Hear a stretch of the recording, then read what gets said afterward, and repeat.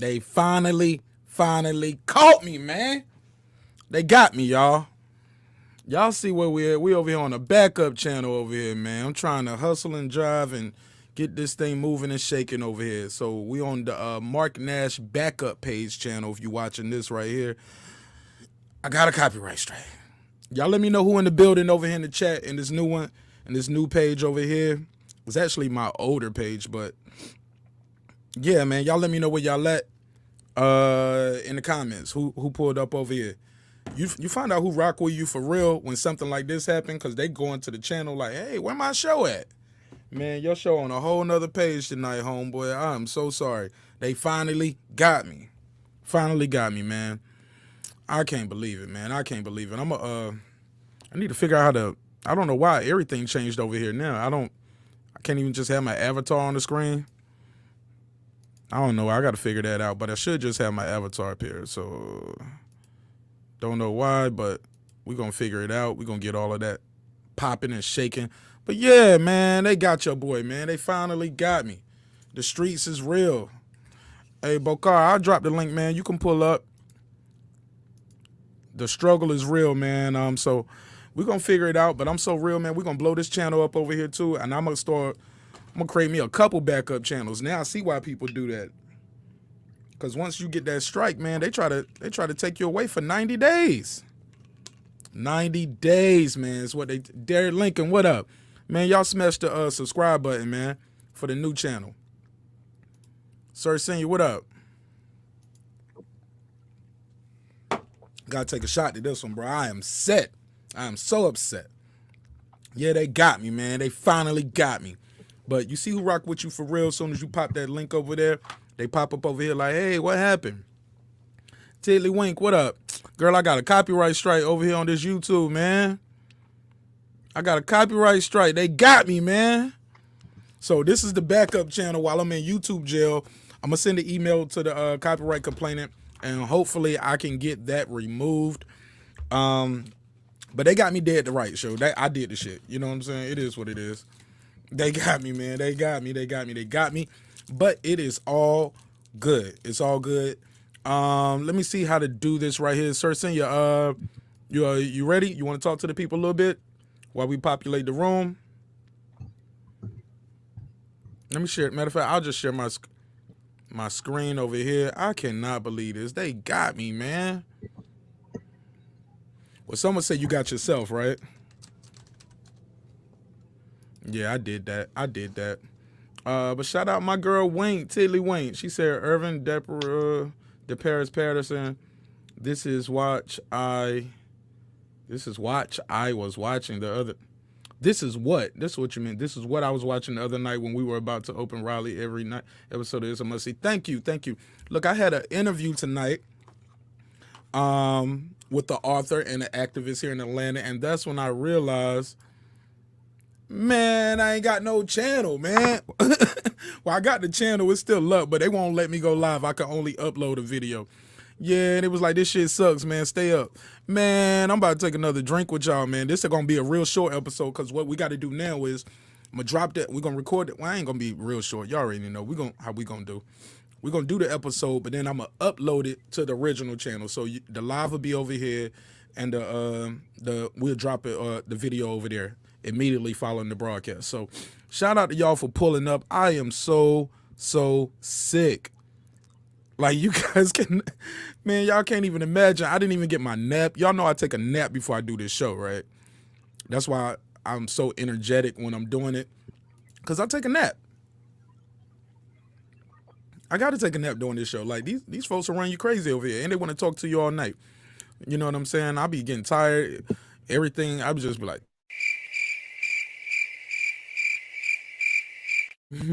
seriously though, I'm so excited about tonight. I didn't even play no music to start the show off, because I was like, man, we ain't got time to populate the room and all that. These folks, they know what's up. The real ones are already here, because they went over there looking for their show. Like, where my podcast? And then y'all saw the 8-second message. Yeah, it was truly upset, truly disappointing. But I'm here. I'm in good spirits, good health. And I hope this broadcast is finding you in good spirits, good health, wealth, and prosperity wherever you are in the world. Cer Sr, are you there? You feel like hollering at the people real quick?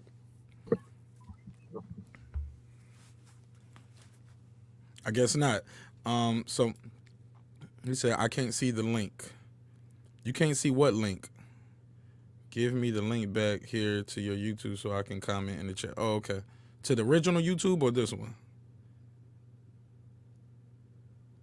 Talk to me, sir. This one. Okay. Hey, brother Bakar, I don't know why it's doing this. It's not letting me. It said two. It's not letting me put you guys on the screen for some reason. I don't know what's going on with that. This is different. It's like I'm trying to show you on the screen, but it's like it's just stuck on me. Can you hear me, brother Bakar? Bakar. Yeah, Bakar. I can hear you. Yeah, I don't see you guys on the screen though. This is weird. It So is let me weird. leave the screen and come back. But yeah, this is some bootleg shit right here today. I don't know why that's doing that because StreamYard is still StreamYard, so that shouldn't be a problem, but for some reason it is. So let me figure that out while we doing that. Let me you said you need the share link, you need the link to the YouTube channel, sir.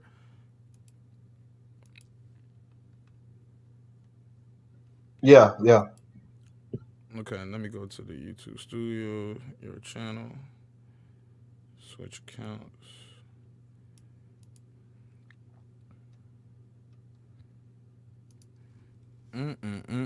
This is so disappointing. Shout out to the 4 people just subscribed to the new channel over here.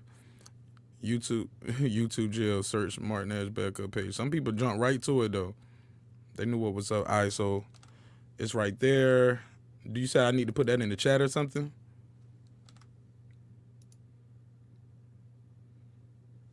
Well, you like to know what's up, man?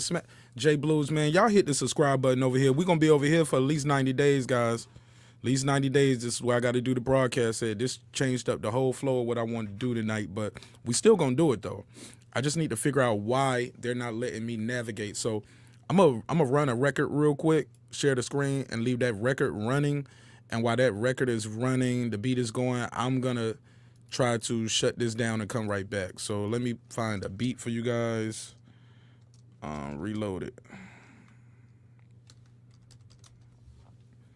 I cannot believe it. I'm so embarrassed too. You know I'm embarrassed by that shit. Just did my dropped my Tate Jones interview, and this how they do me. And it's about a. All right, so let me run this. Share the link. See if I can share the screen. Share Chrome tab. Share audio. I'll reload it. And I'm gonna let this record run. I'm gonna shut my StreamYard down, and I'm gonna come back to see why it's not letting me bring these guys on the screen.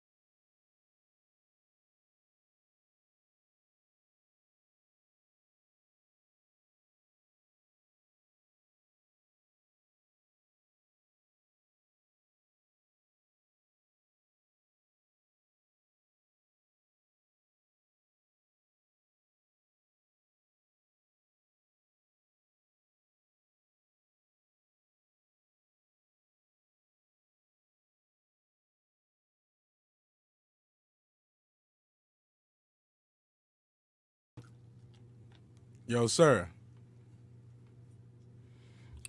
Yo. Looks like I'm not the only one with YouTube woes today. Shout out to you, man. Big Pump Killer. Yeah, this junk is weird. Not only that, StreamYard is actually acting super weird right now. It won't let me put somebody else on the screen. For some reason, I can't put them. Weird. Not only that. Okay. Ricky Williams popped up on the screen for some reason right now. It won't let me put somebody else on the screen. For some reason, I can't hear myself twice though. Rick, what up, man? What's up, bro? How you doing? They got you, huh? They finally got me, man. They got me. How you doing, though? my G. You know I woke up sick this morning. I didn't even know till I was working my thumbnail. I'm trying to put my thumbnail together. I'm loading it up, keep loading it, keep struggling. Then I go to YouTube and I try to click on live and there do something. It was like, nah. I was like, I knew I got a strike the other day and I was shocked because before it said, you're not affected by this. The revenue will just go to the person. Yeah. No, I should have deleted it when I saw that. Yeah. You know what I'm saying? Just delete the video. But I was like, all right, get your money, nigga. Yeah. I don't care. Whatever. Man, that shit turned into a strike. But how you doing today, Mr. Ricky? I'm good, man. I had a good day. I hope everybody doing well. Peace to the guys and goddesses, y'all know. Man, what was up with dude last night, man? He was on some woo. Yo, so this is, hey, look, real quick, Cer Sr., I don't know what's going on with you and Bakar, but it said you guys are in the stream with audio only. So that's what's going on. So I need you guys to check your camera settings because evidently it is working. So click the camera settings on the StreamYard and see if you can adjust that or do something to that. But evidently it is working. Thank you, Rick, for pulling up and helping me. That guy was a weirdo. Man, I thought it was just me, bro. Nah, actually, no, it might not be y'all. Hold on one second, because when I click stop camera, it doesn't let my avatar go up for some reason. It should just bring my avatar up. You want me to go out and come back in, bro? No, you good. I don't know what's going on with my shit over here. So audio, okay, I got to use audio avatars. There we go. Shift up. So they got a button for that. There we go.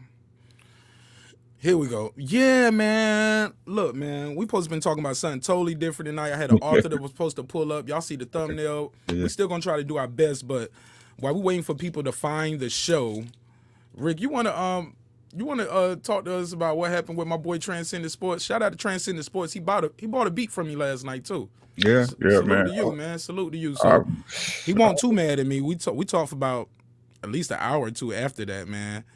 I pulled back up. We talked about an hour or two. He bought a beat from me. We played some beats. He played some Filipino rappers for me that I never heard of. Plugged me in with a way that I can contact them for the show. So I'm super duper excited about connecting with some of those Filipino hip hop dudes because they super nice. They got a big following in their country though.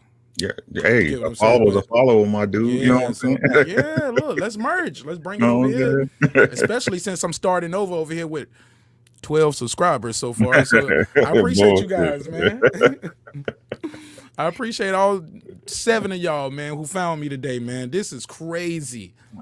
But it shows that it don't matter how you do it, where you do it. If you got something that you working on, you building, people gonna pull up on you and they're gonna rock with you, man.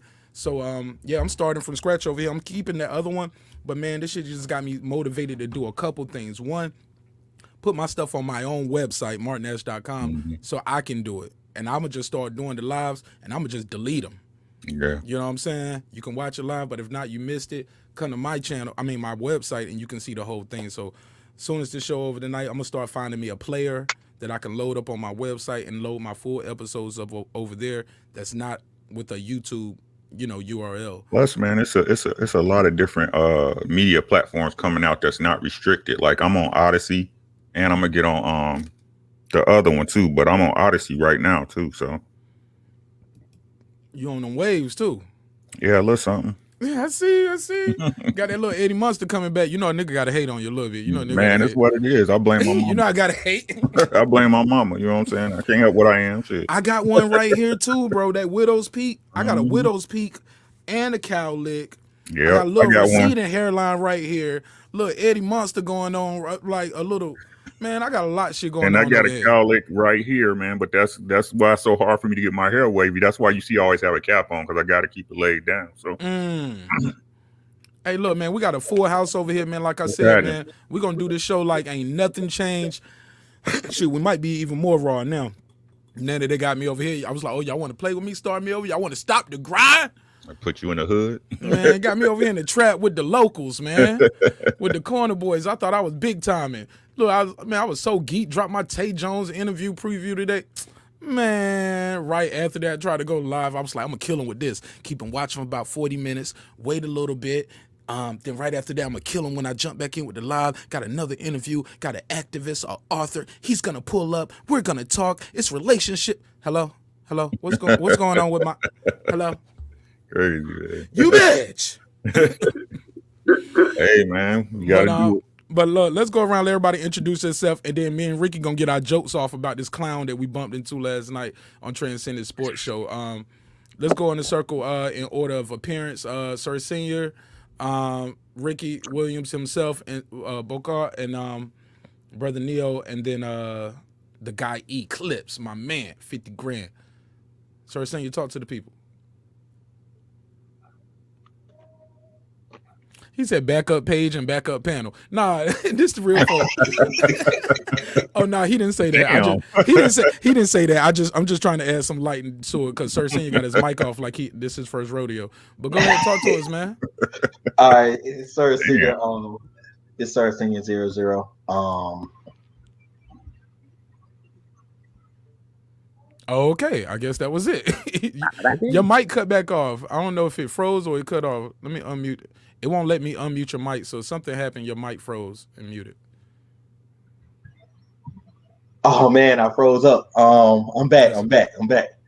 Yes, sir. Look at all the faces, man. I love this shit, man. I don't be wanting to talk to no avatar all day. It's hard to take you serious with an avatar. But go ahead, brother, sir. Yeah, it's Cer Sr. 00. Right here, man. We on the backup channel. Shoot, you got to make it do what it do. Right, man, we're gonna get into it tonight, man. We're gonna get into it. Like, you gotta be ready to take a serious and comical at the same time. If you gotta stick up your butt, pause, man. This might not be the one for you tonight. But you know, if you trying to get something off, trying to make your relationship better and have some laughs, I mean, tune in. Everybody on the playback, hit that like, hit the subscribe. We gotta build this channel up too. We're gonna be here about 90 days. Let's go. Right. Yeah, man. And shout out to my man, Cer Sr. He got his shirt on the Easter pastel side of the game. I see you doing it, man. Okay. He got the little Valentine's Day colors going because we're going to definitely get into some relationship talk today. And he is going to lead this because this was his topic that he emailed me. He said, Nash, you got to let me get these bars off. And I said, I'm going to drop the beat and I'm going to let you cook. And it was super dope the way he explained it, but I'm gonna let him do it himself when we get to that. Mr. Ricky Williams, talk to people about your name, your channel, what you're doing, how they can find you. What's happening? What's happening? Peace to the gods and goddesses, as I always say. I call y'all gods and goddesses. That's what you are. The name is Ricky Williams. Yes, that is my government name. No fats, no fillers. Check me out on YouTube under Ricky Williams, Facebook under Ricky Williams, on Instagram under R_dubs. And on Odyssey at Ricky Williams. I talk about boxing and whatever come to mind. I moved it. I did it. Okay, and I got that sub at the bottom right there. Subscribe at Ricky Williams, spelled just like that. And this is my man, Cer Sr. You can find him, and it's spelled just like you see it on the screen for him as well. Let's keep it moving. Brother Neo, thank you for being patient. Thank you for pulling up. How you doing, King? How you doing, fam? I'm good, my Neo brother. What up? Just a friendly neighborhood truck driver out here on the road, giving you my insight and a little bit of magic on top of it.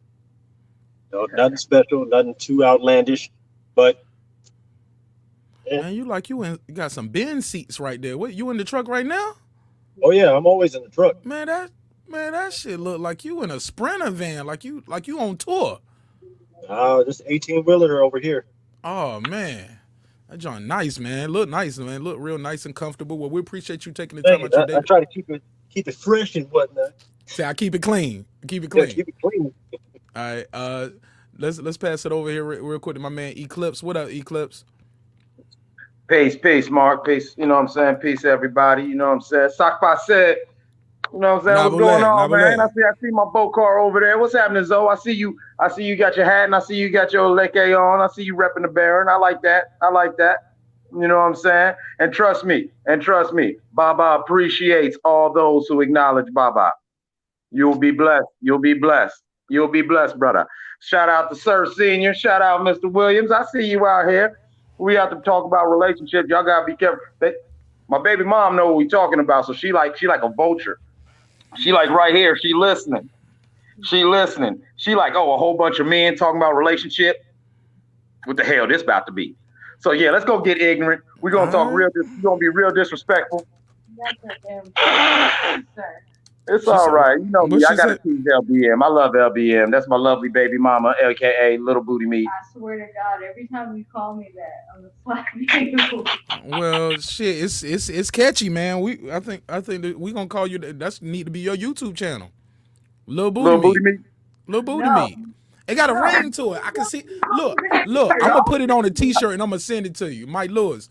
I love you. Hit me up with your email, man, so we can send you some merch out, man, because you're definitely a friend of the show, and we definitely want to support you. And in small letters right here at the bottom where I got the MN logo for Marq Nash, I'm gonna put an LVM on yours, customized just for you. You see that? You see that, baby? I'm making you famous. You getting mad? You out here? Then you popping, baby? You out here? Hey, look, it's two different types of famous. It's good famous and bad famous. Some people gonna be famous for the wrong reason, which brings me back to Mr. Ricky Williams himself. Hey, man, last night I bumped into you on Transcendent Sports Channel. Yes, sir. And that shit got. Matter of fact, before you get into that, Supreme, you found us. Yeah, man. Yeah, you know what I'm saying. I had the motherfucking. I found the crib. I'm banging on the door. You don't want to answer and shit. So I go around back. You know what I'm saying? Because I figured Cer Sr. be in the back. So I'm like, yo. I'm looking through the window. I don't see Cer. So I'm like, what the fuck going on? You know what I'm saying? So I see the letter. So I dip around to the new spot. But the new spot. We're just right on the corner. It's right around the corner. I know, but it didn't look good. So I had to spin the block again to make sure it was safe. Man, it's definitely gonna be safe, man. Man, you know it's always gonna be safe when your boy up here with them things on him. You know I ain't playing no games with it. I would hold it up right here, but because y'all know I be doing these broadcasts looking at this way, the doors behind me, and I was like, man, I don't never want to die on live. Somebody's just coming in, something happening to me. So I keep that thing right here. I keep that door locked. I tell my old lady, look, when I'm recording, don't even jiggle the doorknob because I'm shooting through the door. Don't nobody supposed to be coming in. I was like, call me, text me, but I'm already shell shocked. But Supreme, tell people, Cadillac Red, should I say, tell people about your channel, what you got going on, and we're going to start the conversation. We're going to start the show. I had an author that was supposed to pull up, but I didn't know I was in YouTube jail till I tried to make the thumbnail, so we're going to keep it moving. Supreme Beast Boxing Talk, Facebook, Instagram. We got the YouTube channel popping. I just did a video this morning about the 168-pound Tony Montana. You know what I'm saying? Which is David Benavidez. You can check that out. I got 2 interviews that I did with some people back home in New Orleans. I got an entrepreneur, barber, hair care product designer, and all that kind of good stuff. And I got a jazz musician that I interviewed, and those interviews are going to be airing this Friday at 4:15. Supreme Boxing on YouTube. Dope, super dope. It was something I want to ask you, man. You just said something interesting about. You said who was the 168? David Benavidez. Benavidez, not Edgar. And when you say the Scarface, you mean like the bad man, right? The bad. No. I was saying Tony Montana, like he do a lot of cocaine. He fat guy. Shit! I got what you meant. He undefeated, but he lost his title twice. He lost the title the first time because he was on cocaine. The second time he lost it because he was fat. So it's cocaine and donuts on the table. While you know what I'm saying.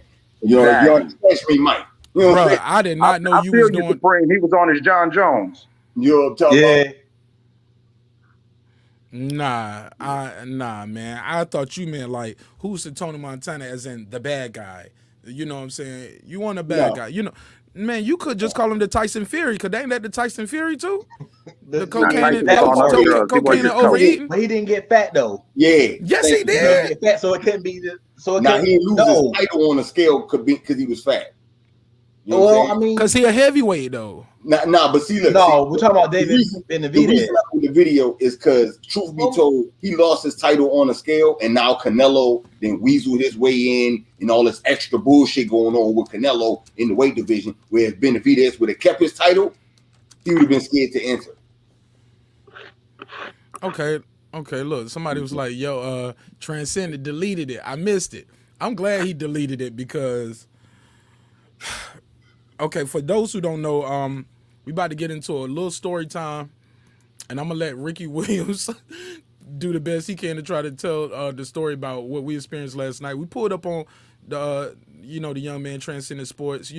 We out here always trying to show love. I don't care if you got 5 subscribers or 5,000 subscribers. If we rock with you, we're going to support you, and we're going to blast the link out. We're going to try to pull up in droves. We're gonna donate to your channel, man. We're gonna rock with you. We're gonna try to get some merch to you. Like, we're gonna support you and lift you up. We don't gotta agree, but we gotta be a little respectful, right? We're gonna get disrespectful at times. It's human nature, but never intentionally. Never to the point where it gets to what we got last night. And I apologize because Ricky, what's the Popeye shit? He was like, I has all I can stands and I can't stands no more. Mm-hmm. Tell your version of what transpired. Shout out to Cer Sr. He got the merch over there. You see it. Dreams require sleep. Goals require effort, man. We out here trying to get our goals. Ricky, please talk to the people about your version of the events that transpired on Transcendent Sports. Well, bro, we was trying to get off to a great conversation. Now, if you know me and Mark, we disagree on a lot of stuff about boxing, but what? Right, but we can have a civil conversation amongst men. Now, we sitting up there having a conversation, trying to move the channel and the story the way the channel owner is looking to move it, and this dude act like he was on meth, just interrupting people, jumping in the conversation, just totally out of pocket. And basically, we let it ride. I didn't care because, like I said, I tell everybody I don't argue with females. I don't do that, right? But Marq Nash got to the point where he just couldn't, because dude was just cutting off, jumping in people's mid sentence, right, and acting like it was a joke. Basically, he was totally out of pocket, and Mark had to grab him, virtually by the neck and let him know what's up. So. But he was totally out of pocket, man. Like I said, I don't like dealing with people who can't remove their emotions and just talk about a subject logically, and that's exactly what he was on. So, bro, and look now I get it. Sometimes when we're passionate, we cut people off. But you see, even right then, I waited for a little space. He stopped, and I slid right in like a dancer. You get what I'm saying? Pause. I don't even know how that sounded, but y'all know what I meant. You know what I'm saying? Hold up. But seriously, the guy was cutting people off. Like, I like my boy Rap Star. Shoot, y'all know I rock with Rap Star. Some people don't like him. I like him. Shit, I made the logo for Rap Star, so I'm guilty, right? But man, Rap Star couldn't even talk. He was cutting Rap Star. And then he was cutting you off to just say random stuff. My girl left me the other day. My girl left me, but I love you guys. I'm sorry. She thinks I'm loud. I know I'm loud and I'm crazy, but it's all good. Y'all keep cooking. I love y'all. All right. But the lesson is No. Hey, my girl, like that quick. Exactly. That's how he was doing it. Just like that. But the lesson is this. But man. Look, man. Hey, look, man. I'm gonna let you finish. I don't mean to cut you off. Hey, did I interrupt you, bro? I'm gonna let you finish. Bro, it was to the point, Ricky, it was to the point I had to ask him. I was like, nigga, are you trolling me? Because even when he stopped, you could hear the lighter flicking. Mm-hmm. He's smoking the Kush blunts or COVID, whatever he had, man. It was just too much. Smoking meth, boy, I'm telling you. I had to ask him. I was like, bro, what you on? And I laughed it off for a minute. But, Ricky, it got to the point. Yeah, I know, bro. Let me guess, he had some drugs in his drugs?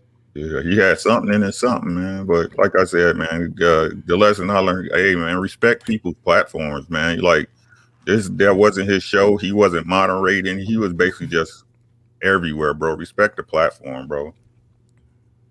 Absolutely. And when I finally snapped, and I was like, bruh, because you tried to, you was real cordial like that. You was saying things like, it was to the point where he was like, well, I'll be quiet for the next 7 minutes. And the host was like, really? We get 7 minutes? Thank you.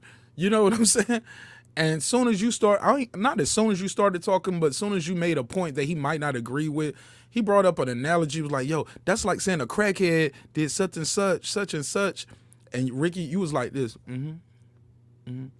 Well, respectfully, brother, I didn't cut you off when you was talking, right? And you went on a long rant. No. I just wanted. I love you guys, though. I love you. Go ahead. I love you guys. Go ahead. Then when I started talking, he cut me off saying, hey, nah, I said, look, I felt like Zoe Williams sitting beside Ari Spears. It's like, I don't had enough of your ass. I don't have about enough of you and your shit. Look, man, you disrespecting my homie show. Because my homie Transcendent Sports is a real subdued guy. He's real laid back, soft-spoken. He's more soft-spoken than Cer, if that's even possible. But he was like, hey, guys, it's Transcendent Sports. Just want you guys to, go ahead, Ricky. All out of nowhere, Transcendent Sports was like, hey, look, man, this my show. I was like, yes. And I had to tell him, man, you wilding now, bro. He was like, well, you guys are talking about this subject too long. You don't get to decide when it's too long. Let the host do that. You don't just pose another question. Man, this guy was totally out of line, and I had all I could stand of him. And I think that's all the time I'm going to get is lame right now. Let me introduce Mo Boxing to the channel on the panel. Mo, I believe this is your first time on my panel, but I've seen you on other shows, and I've been on other panels with you. And I'm a big fan of your show and like what you're doing. No, I've been on your platform, on your other channel, man. Yeah. Look, this is the first night at the backup channel, man. Like, yeah, the first time on this platform, yeah, man. How you doing, man? How's what's his name? The guy on the top, I forgot his name. Cer Sr. 00. What's I up? don't know how he man? doing. You ask him. Yeah, how you doing? Supreme Beast Boxing. Who else is there? Ricky Williams and COVID man in the top left corner. Look at my man. Put the camera on. Put the camera on. He coughing up. Yeah, man. How you guys doing, man? We and good, everybody man. else. I'm blessed. I don't know who you guys are talking about, but it is what it is. It's YouTube. You know what I mean? We don't take that shit serious, man. You know what I mean? I don't take it as serious, man. But like I said, man, my dude, like he's just getting started. He's not really adept at, running a show, or, he's, like I say, he's a real soft-spoken, nice guy, shy guy, but he's super smart, though. I talked to him offline. Carlo, shout out to my man Carlo. Super smart, super cool dude. But subscribe to his channel, Transcendent Sports. He's definitely gonna let you get your bars off. Yeah, please He's subscribe. a super gentleman, super respectful. You know his boxing too, bro. And he know his shit. And he's not just gonna tell you Manny Pacquiao's the best all the time just because he's Filipino. Nah, he's a real fan, super smart dude. He's out of Canada. Marq Nash, man, we out here global, man. We trying to spread the love worldwide. But that dude was out of pocket, and he was disrespecting Transcendent Sports too much. And it was almost like sometimes you just gotta step up for your homie, because some people try to bully you or bully your man. You be like, nah, you ain't about to bully my man, and you ain't about to be over here with this goofy shit, bro. You are wilding. You know what I'm saying? But it is what it is. I think that's a learning lesson, though. He's if he's young and he's coming up, that's a learning lesson of who learn to do your background or who you invite on your platform and shit too. You know what I'm saying? Not saying that you shouldn't stand up as a homie for your man. You know what I'm saying? And cut that shit out. But at the same time, it's a lesson learned for him that you know who you going to invite. You know what I'm saying? And like how you did with me. You know what I'm saying? You checked me out. I checked you out. You know what I'm saying? Everything was coachable what we saw, and then we, you know what I'm saying, talk to each other. So it's always that too. True. But also, let's be fair. Most people up here are content creators, or you've been in other rooms, right, with other content creators getting started. Some people just have an eagerness just to see their avatar on the screen. Some people just get up here drunk and high late night and they just want to talk. Some people just want to be heard, but they ain't got shit to say. And you just got to decipher the two, because when you're hungry and you starting and you're not a loquacious individual like myself who can I sit up here and talk 30 minutes by myself if I had to.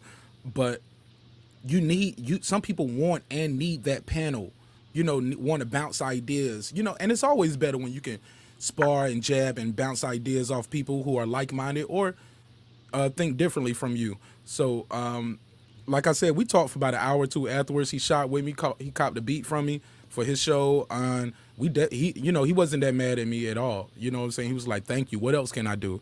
How else can I help grow my channel?" And today's gonna be a learning experience for him too. Start your backup channel when you start your main channel. So things like this won't occur. Go ahead. Can I ask one thing? Absolutely, absolutely. Okay, last week. Hold on, you got to show us all real quick, Mark. Look, you got to show us all real quick. You know what I be doing? I know, but look, hold on, nah, because look, you got to show us all because this is real good right here. I be on that Charlie Wilson. Me and you. Ooh, no, I'm joking. No, I'm joking. I'm joking. Me, you, and Sir. Look, me, you, and Sir was chopping it up. You know what I'm saying? And I asked him where he was, and now this week he wearing orange and shit, drinking a big ass gallon of water. I'm just saying. You know what I'm saying? That is not orange. That is pastel. That is called blush pink. Man, no, that's mauve. He got mauve on. Mauve. If you look at the back of that, Joe, they say county or whatever he in. I ain't gonna lie, that little tab right there on his shirt, I thought it was a name tag, like he just got off of work. And I was gonna say, bruh, at least take the name tag off. Like you do not have to. How can I help you today, sir? He the manager at Hardee's. Nah, you in the jail. He in motherfucking. He on the top bunk. You giving out orders.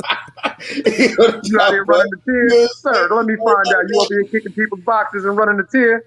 Yeah, talking about that's your phone. You charging people for slot time out here, man. Let me find out. You know what I'm saying? He didn't tell the. Y'all better leave that man alone. They be quiet. I'm doing a live, motherfucker. That's his Wednesday night. Right. Leave Sir alone because when I go Wednesday night, this is church night. That's church. Oh, you might be right though. That might not be a joke. That might be very true. But with that said, Cer Sr, hit me up in the email. He got my personal line. That man hit me up, said, Nash, I got a topic for the show on Wednesday. And I was like, I'm all for it. So without further ado, it is Wednesday, hump day. So we're going to get into some relationship talk. I'm going to post the video on the main channel.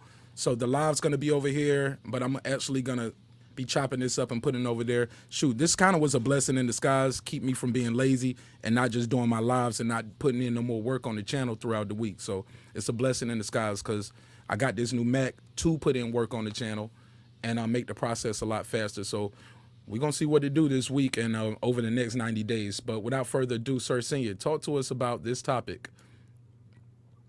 All right, salute everybody. Yeah, I was trying to get this topic off. I was like, the perfect place to do it is Wednesday night, relationship night.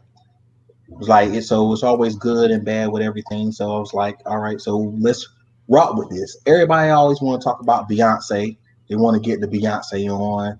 Everybody want to Beyonce. All the dudes want to Beyonce. All the chicks think they Beyonce. So with that being said, okay, so you Beyonce now. All right. So let's jump into the Beehive. So you're Beyonce, but are you really? Do you look like Beyonce? Do you sing like Beyonce? Or you ain't got to sing, you can just be in your craft like Beyonce is. To be Beyonce, you got to work like Beyonce. To get a Beyonce, you got to earn a Beyonce. So we're going to rock it. We're going to start off first with most dudes. Let's ask the panel. Most dudes, you want a Beyonce, right? Or something like it. That's not necessarily because I don't know that, sister, but I get it though. I get where you're going with it, but I'm gonna open it up and pass it around then. Ricky Williams, let's start with matter of fact, let's start with Ricky Williams. And then we're gonna go to Neo, that guy Eclipse, Mo, and then Supreme. Man, shit. I'm a firm believer in shit. Everything that look good ain't good for you. Just being honest. You know what I'm saying? Just because all that glitter ain't gold. So, I mean, what is Beyonce? What is she? Is she this thing that we see on TV that every woman aspire to be? But what come with that shit? What come with it? You know what I'm saying? I mean, just because she beautiful don't mean she popping, that she secure in herself, that she confident. She could be the most insecure person in the world. Right? Who is she? Who the fuck are you? That's what's wrong with girls nowadays. Who are you? You so busy trying to be somebody else, you don't know who the fuck you is. So then when the rubber meet the road, right, and you in there with a dude, like I said, most people don't recognize what's in front of them any fucking way. Right? Social media, Facebook, everything telling you to be something you not when you don't even. How you gonna be something else when you don't know who you are, bro?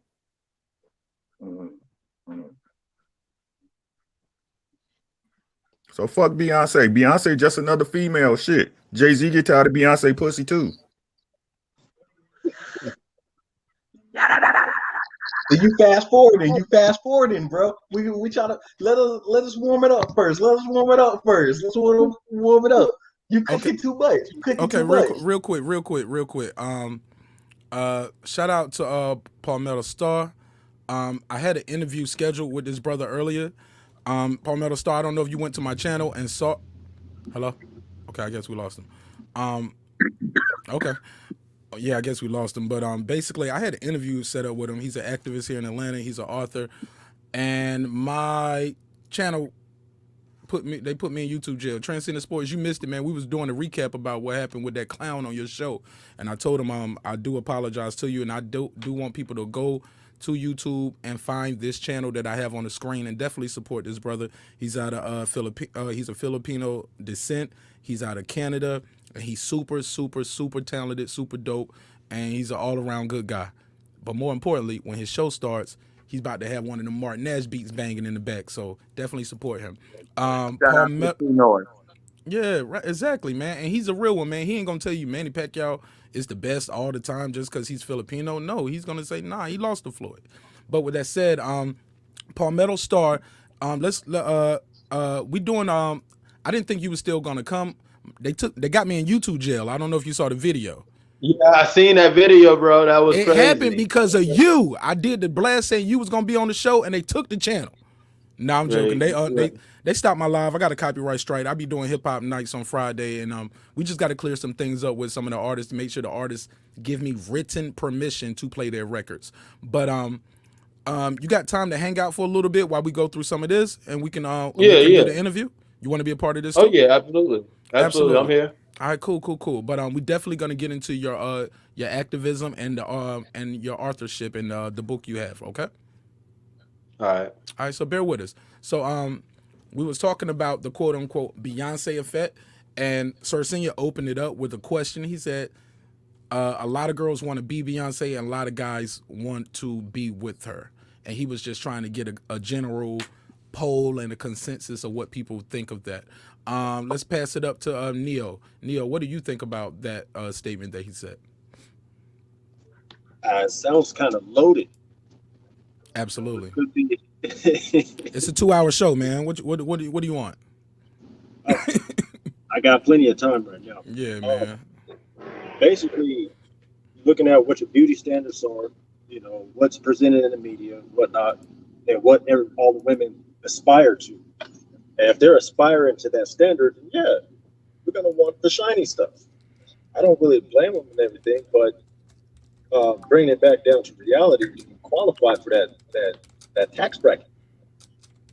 No, not all the time. Basically, know what number you are. If you're on a scale of 1 to 10, and you have a solid 6, and you shooting for 10s, you're out of your tax bracket, bro. You need to tone that down a little bit.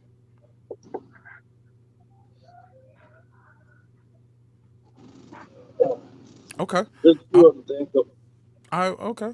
We're gonna keep it going, and we're gonna come right back to that though. This just the first round of questions. Eclipse, talk to me. Man, listen, man, you touched the nerve, sir. Oh man, let me the Beyonce effect. I love the way you put that. I that's something that I ran about often, but I like the way you term that. I'm gonna have to steal that bar if you don't mind. Do I have your permission to run with that? We're gonna call it the Beyonce effect. You got it. Okay, I appreciate that.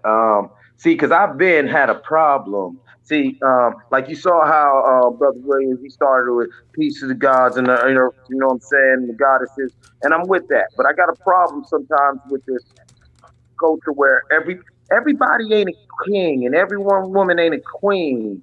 Because if everyone was kings and queens, then what would it mean to be a king or a queen? And that's no diss to nobody. Can you dig what I'm saying?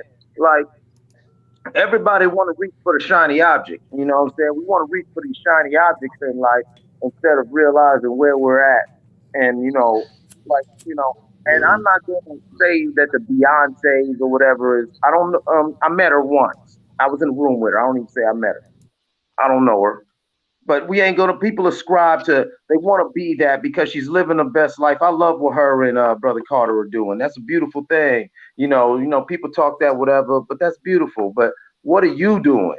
Like even when you look at the Beyonce effect and say the hate that she gets, oh Illuminati or whatever. Why are you worried about what they doing? What are you doing? I think a lot of people we've gotten to a point where we count the other person's money too much. And that's why our account's so low. You feel what I'm saying? You know what I'm saying? Like we stay in the red. Our books stay in the red because we count and we looking instead of really staying focused on doing your number. You feel what I'm saying? And so a lot of people, society is telling us that a bad bitch should look like this and act like this when real knows real. There's 1,000 types of gangsters. There's 1,000 types of divas and boss bitches.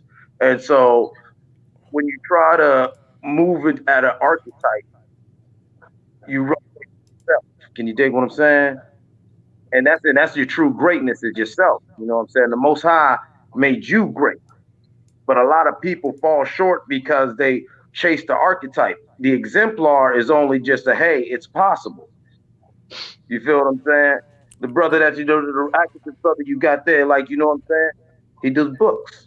My brother Mike. You know this ain't gonna last time we gonna let you talk. It was just like a little opening statement My about bad, the man. topic. It's all good. You ain't gotta apologize to me. It's all good. It's all good. I thought you was the author, reading from your book right then. I was like, this nigga on chapter 6 already. Come on, bro. Like, space it out. You got time. You got time, man. You got time. Space it out a little bit, and let somebody else talk. God, no, I'm fucking with you. It's all love though. It's all love. Respectfully, of course. Respectfully. Let's pass it around. Since he got his cam on, we're gonna go to Supreme. Cadillac Red, aka Supreme Beats Boxing Talk. Talk to us about what do you think about what Cer said. He said most guys want to Beyonce and most girls want to be Beyonce. Then we're gonna go to Mo and we're gonna bring up the special guest tonight. Briefly, give me about 60 seconds, just to warm it up. I don't think that when I hear shit like that, I think that the TV and the internet is working, and people just following what they see. They don't see them behind the scenes. They don't know what goes on in the everyday life of. So those things that you want is just like little minute things that you see. And also to piggyback, you know what I'm saying, what the homie was saying, that could be your reality if you make it. Stop worrying about other people's reality and make it your reality, and it can come into fruition. Focus on that shit and not what they doing. Pretty much. Well said. And Mo Boxing, talk to us real quick, man. What do you think about that statement that Cer said? Most women want to be Beyonce, and most guys want to be with her. Give me about 60 seconds just as an opening statement. It depends. It depends. Like, if they want to be like her, make the same type of money, the same type of lifestyle, it's okay. But being with her is a bit weird, man. You know what I mean? I don't get that bit. Being with her, like, what I mean, is that like some sort of sexual relationship, something like that? Is that what you're talking about? Well, not necessarily being with her. Oh, I'm sorry. Was that a rhetorical question? I didn't mean to cut you off. Yeah. That's what I meant. Yeah, is that what it means? Yeah. Well, I guess I'll let him say what he mean when he comes back to him. But I believed he meant as in you want to be with the woman that looks like that. She's a beautiful woman. She's super talented. And all you know is what you see on the screen. Nice smile. She could dance. She's rich and famous. She's married to a rich and famous guy. So some people see the duality or the parallels, like the girl want to be her and the guys want to be with her.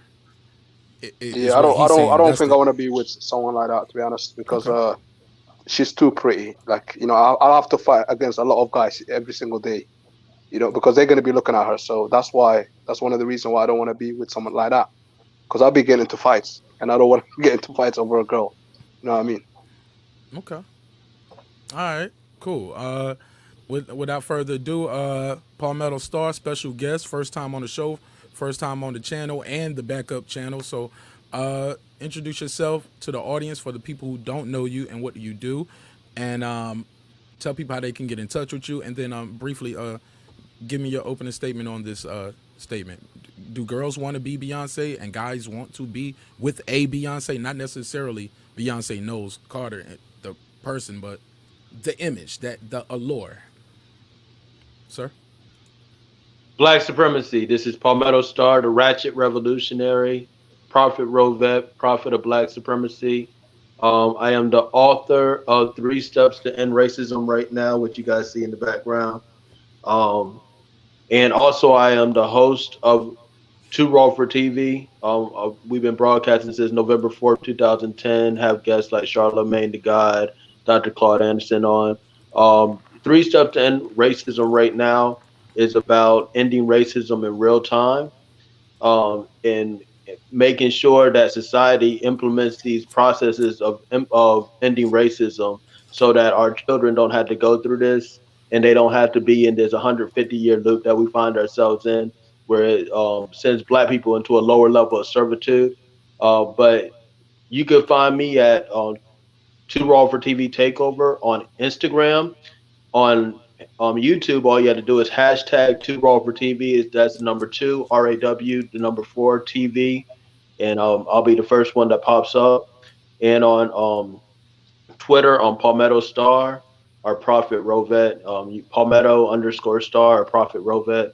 And basically, I'm out here in Atlanta. I'm doing I've been here. I'm a American refugee. I had to leave my state of South Carolina to come out to Atlanta because of police terrorism. And I do the music thing. I have been doing the music thing, but right now I'm focusing on broadcasting and uplifting our people. We do off the grid communities where we feed, clothe, and shelter people, different things like that. So, just out here, 3 Steps to End Racism right now is the most important book of the new age. So just out here promoting it and showing people what it really is. But on the Beyonce thing, oh, thank you, sir. Thank you. But the Beyonce thing, I feel like, it represents our royalty. You know what I'm saying? They call Beyonce Queen B. So, we had a royalty that's still under persecution. You know what I'm saying? That's why they're persecuting the King of the South right now, T.I. and anybody else. Think about the people that they put those monikers on their name, as far as kings, princes, all that in the entertainment industry. They always get persecuted. You know what I'm saying? Whether you're talking about the King of Pop, Michael Jackson, where you talk about the King of Pop, King of R&B, R. Kelly, or where you talking about whether you're talking about Prince. You know what I'm saying? All of them get persecuted and they go against them because there is a war against Black royalty, and they know that even though it's entertainment, quote unquote entertainment, they know that Black royalty is assumed power. You know what I'm saying? So it's not going to be no voting. We're not going to vote for kings. You're not going to vote for a prophet. You're not going to vote for your Black royalty. They're going to take that power. And so when they see these celebrities and things like that putting out names like that, like Queen B, or if you a king, or if you you know what I'm saying, or if you're a god, that you're gonna get it, and you should expect it. If you're a real king or queen, you should be able to handle that too. Okay. So that's what I gotta say about that. Hey man, what an opening. Cer Sr, take the mic. Talk to us, man. Where we at with this? So we were talking about the Queen. Oh, not the Queen B. I like what you said though. That brought up a lot of thoughts from there. So talk to us about this topic, man, a little more for the people just tuning in. Yeah, that actually slides us right. Sir said I ain't gonna ask no more questions. That took too long. It actually slides us right where we need to be, because that's the thing. You got to look at it and say, okay, well, these people want Beyonce's. Do you qualify to get one? Are you qualified to call yourself Beyonce? So there's a good and there's the bad to each side. Are you ready for the hate that comes along with being a Beyonce? Are you ready for the work that comes along with being a Beyonce? Are you ready for the work that comes along with deserving and getting one, if that's what you want? So you got to look at it that, for example, Jay-Z had to understand that I got Beyonce. I got to stay on top of my game. I got to make sure that my money's right. I got to get in shape. I got to make sure that even with me being an older gentleman, I still got to be fresh. I still got to understand that I'm handling my business as a man and as a businessman, because he's a businessman, as he says. So he has to be worthy of this Beyonce. Plus, she also has to understand that I have to do a whole lot of work to stay who I am. I got all these women following me. I got all these women wanting to be me. So I got to be better than her. I got to put in this work to deserve my Jay-Z. So if you're not ready to put in that work, don't put on the shirt. Don't put on the shirt. So you can't come in here and saying, oh, well, I'm a Beyonce, I'm a queen. But remember, if he liked it, he would have put a ring on it. If you Beyonce, you gonna stay in your pocket. You gonna do what you gotta do to get that ring. Beyonce got a ring. Beyonce made a song, said all the single ladies, and they stomped and came up. But then when she said put that hand up, they finger was nakeder than mine. So hold on, is nakeder a word? Can we say that? oh, that's do we gotta? my Where's my Ebonics. spell check? Somebody let me know in the my chat. hoodie Can we Ebonics. say nakeder? It's a word now. We get you with it. It's Okay, a word okay, now. okay. Oh, we just made it. It's naked, more naked, and more nakeder. Damn Exactly. it! Damn. Morning. Put it in the book. Lock it, book it, put it in the book. Rewind that shit. Put that on your live chat. Okay. That's it right there.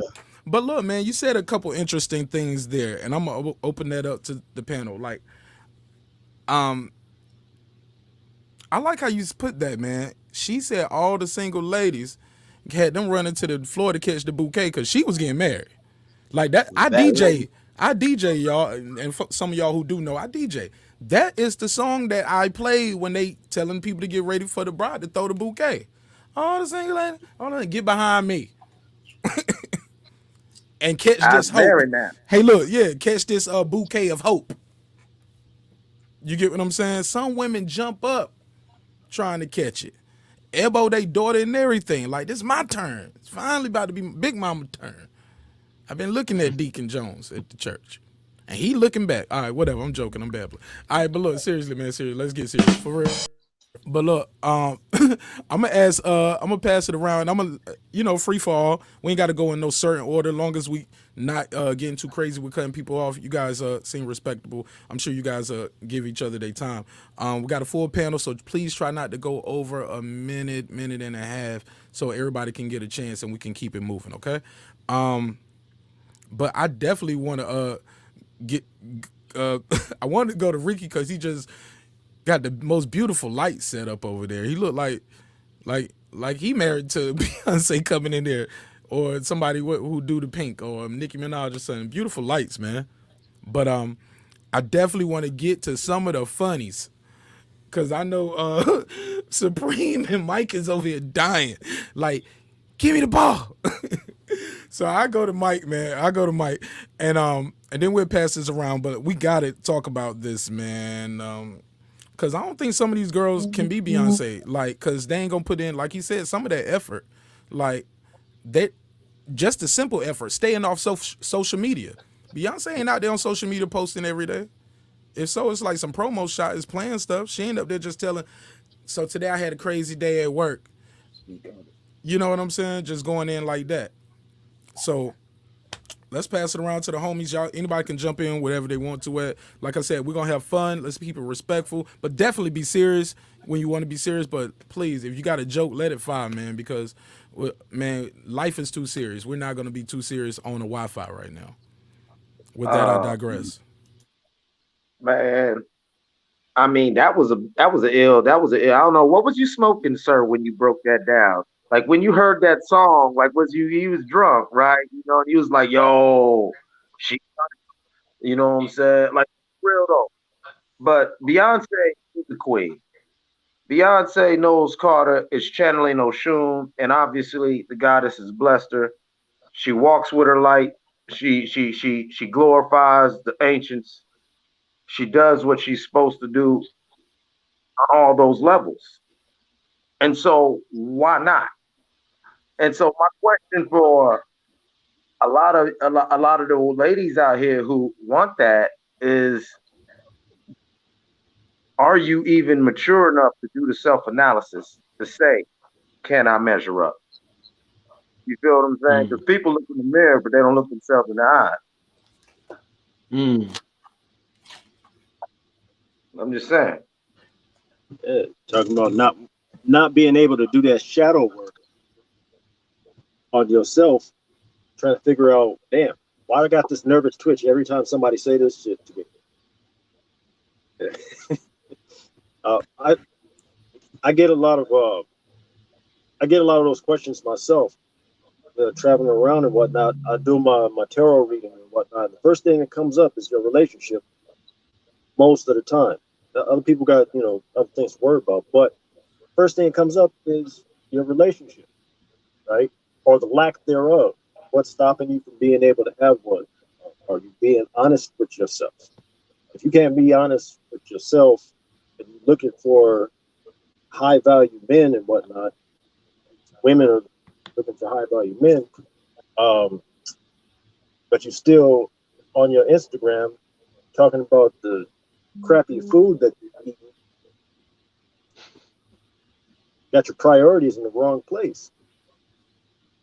I can go on and on about this, but I definitely don't want to, hog up the time, because it's fascinating. I get the same question, state to state to state, same type of reading. It's like it's doing the work for itself. But that's going into my realm, though. That's going into what I do.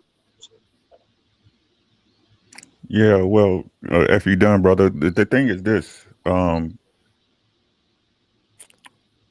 What I don't like about this situation, what people need to learn is that they selling you a product that they don't endorse themselves. Right? You got Beyonce saying all the women in it. You got Cardi B saying, oh, WAP, I don't cook and clean. But you think she ain't cooking and cleaning for a man? You think Beyonce ain't doing what she need to do to keep Jay-Z? Right? Women, y'all talking about y'all boss bitches and all this stuff, but to me, it seemed like y'all the worst business people ever. We all consumer, and y'all don't cater to us. We all consumer, right? When we write, and I'm not saying it's not no crappy man. We all fuck up. We all fuck up, right? But if your man's a man about his business, he handling his business. Mark got his girl in the house, them bills paid, that car fixed, that insurance take care of. But we got to come home and fight and fuss and have a headache with women that we go out into the world every day to make miracles for. Y'all the worst business people in the world. What are you doing to make a family?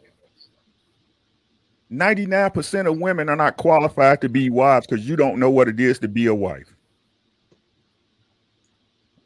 I pass the mic.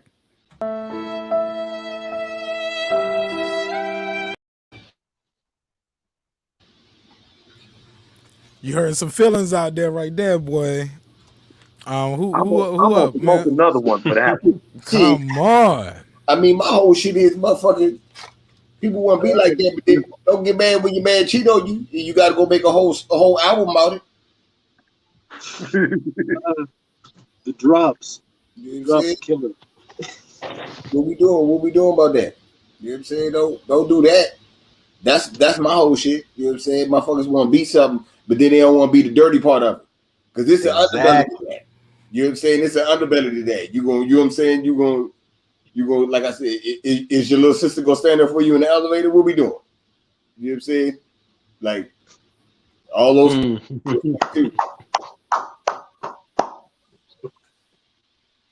Yo, that's look, great. and most people are I'm gonna so let the quick other to- brothers get into, but that leads us to our next point. That's our next point. The The Beyonce got to understand that she got to fall back and she got to upgrade herself. Let me upgrade you. They upgrading each other. Jay-Z had to upgrade. The old Jay-Z slapping, hey, he's slapping hoes. Get out the way. He on his Ludacris. Move. Get out the way. The new Jay-Z,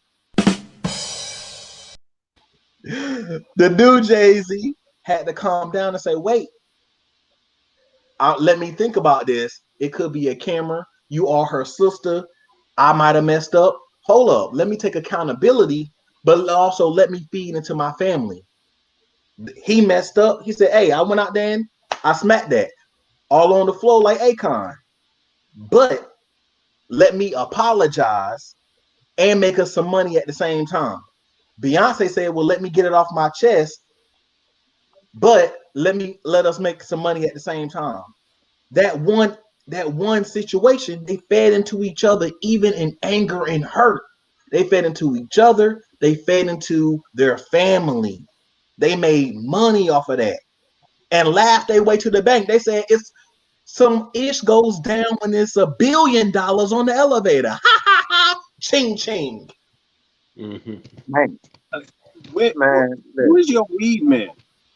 yo, I'm telling you. Because listen, it's so crazy, right? Because like what Cer saying, and then also what Supreme was saying about the other side of it.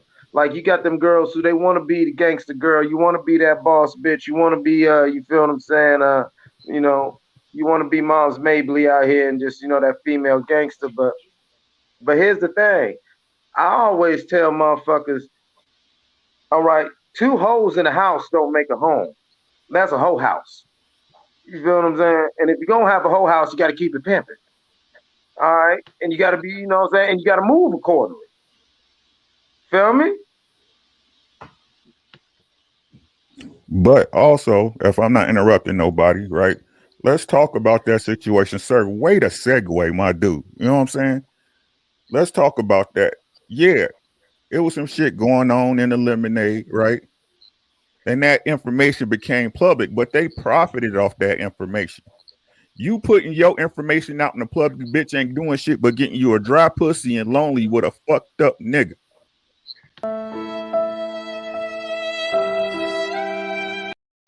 You can accomplish more in the private than you ever could putting your business out in the fucking street. Shut the fuck up, bitch. The Bible tells us that silence is golden. Keep that shit in your house.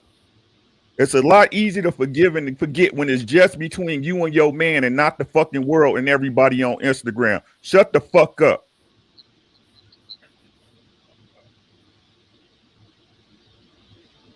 Shut your goddamn motherfucking mouth, bitch. If you're not gonna leave her, if you're not gonna leave him, why are you telling everybody else? Only person you're supposed to be telling is God or your therapist. If they ain't God, they ain't the therapist, then why they in your business? Why you putting them in your business for them to hate later? You shoot, he done got that baby oil hot. He done brought them flowers back. Done got you your favorite chicken wings with extra ranch. Rubbed your dogs, and now you're feeling good and you ain't mad no more. But your best friend. But I mean, listen, the game crazy, right? Like look at what's going on with T.I. and how they trying to attack him. So let's say even there was some truth to that allegation. Okay, him and his wife play, but y'all mad at him and trying to make him a scandal because yeah, regardless of what him and his wife do, that last name came first. And all these messy motherfuckers who's doing messy shit that I want to tell and everything about how y'all was partying, having a good time smoking up their weed, and yeah, you was sucking dick and eating pussy at the same time, but you know what I'm saying? You wasn't tripping then. You was tripping because you thought you was gonna weasel off in that circle, and they kept it first.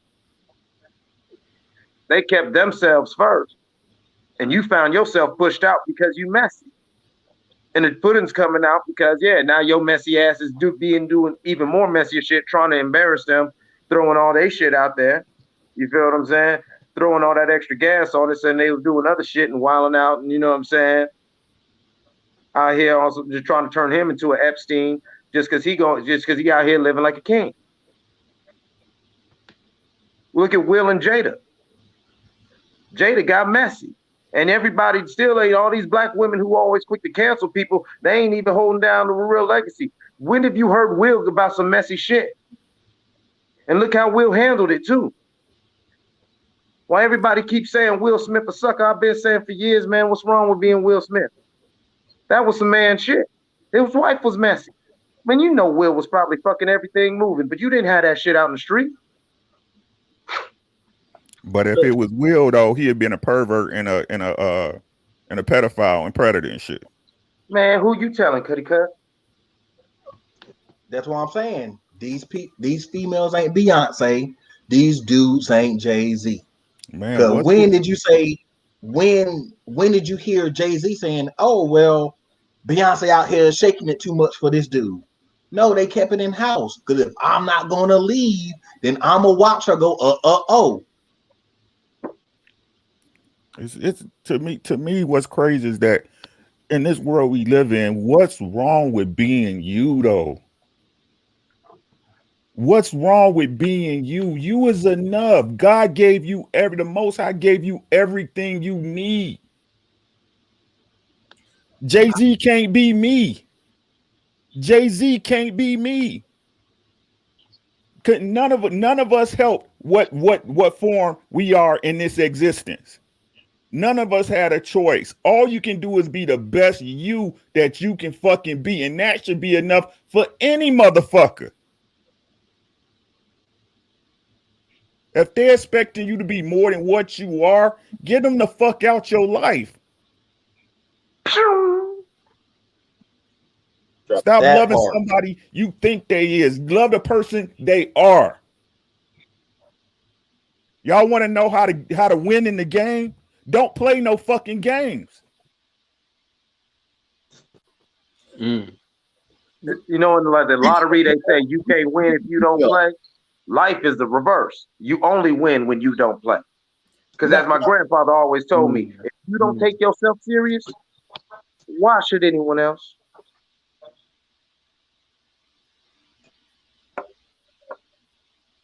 Hey, real quick, I just want to introduce this artist I met on my show last Friday. He pulled up, shut the shit down, had the dope visuals, had the dope music, did a hell of an interview with me. I'm gonna chop that up, man, put a piece of that out too, and can't wait to hear what you got to say about this.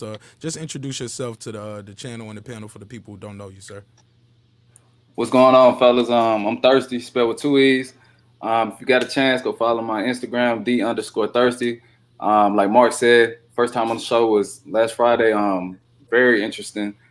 First interview and all, man. Swear to God, had a good time. I've been listening, all good feedback. Like you said, you can't be Jay-Z, Jay-Z can't be you. Like, I hate it. I swear to God, it annoys me to no end when people say be yourself. I'm like, bro, who else can I be? Like, who else Someone can I say be? you could be J. Cole if the lighting was right. You could be J. Cole off the first album. Somebody else said you could have been Matt Barnes in that rookie year. No, not rookie year. With the low cut, when he had the low cut before he had the texturizer.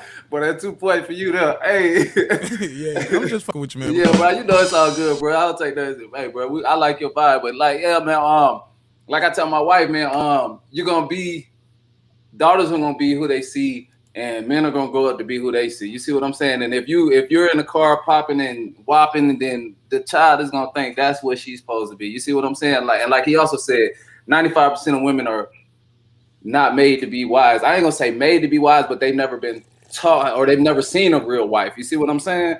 So I just think, like I say, man, you got to change the demographics. The music is very impressionable. You see what I'm saying? So you got to be careful what you say out your mouth and what you put out there, because people can't decipher entertainment from real life or what I'm telling you should do. Or you see what I'm saying? I could be telling you a story. Now, if you take that story and you try to do it, who's to say you're gonna have the same results? You see what I'm saying? You got to understand this is entertainment, bro. You see what I'm saying? So the WAP and all, if you really think she ain't pushing a broom and cooking, you crazy.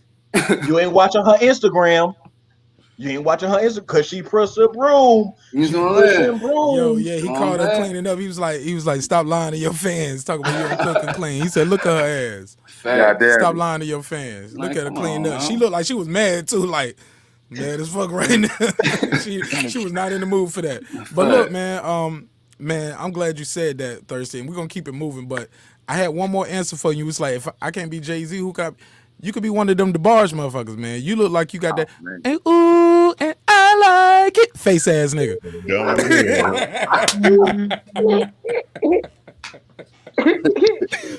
Man, y'all look, I know I'm the host, man, but y'all can roast me, man. We gonna have fun on this show, man. We on the backup page. We gotta get this thing lit, man. So definitely roast me. Low budget L Cool J wanna be cousin ass with the Kango hat, fake ass Kango hat every day. Look, I can't wear the Kango hat, man. They don't pay me, man. So I just wanted my bucket on. Plus, I didn't want keep to me say nothing comfortable. about that Last Dragon. That was my movie, bruh. But Chico DeBarge was definitely in that video. Ooh, and I like it. Burn, burn. Man. Face ass nigga. Oh, they call I old skinny promise, yo, Chico that face dude, ass. that Stop it, motherfucker look man. like Man, I've been Mark, thinking stop. about you. That, but I'm done, man. I'm done. That was fun. We ain't gonna ride him too hard. All right, man. Let's pass it around. Go back. Go ahead, Cer Sr. Yeah, that's a big point. Is we gotta look at the situation and say, okay, well, let's break this down. All right, so now you want to be Beyonce. All right, so Beyonce kept herself fit.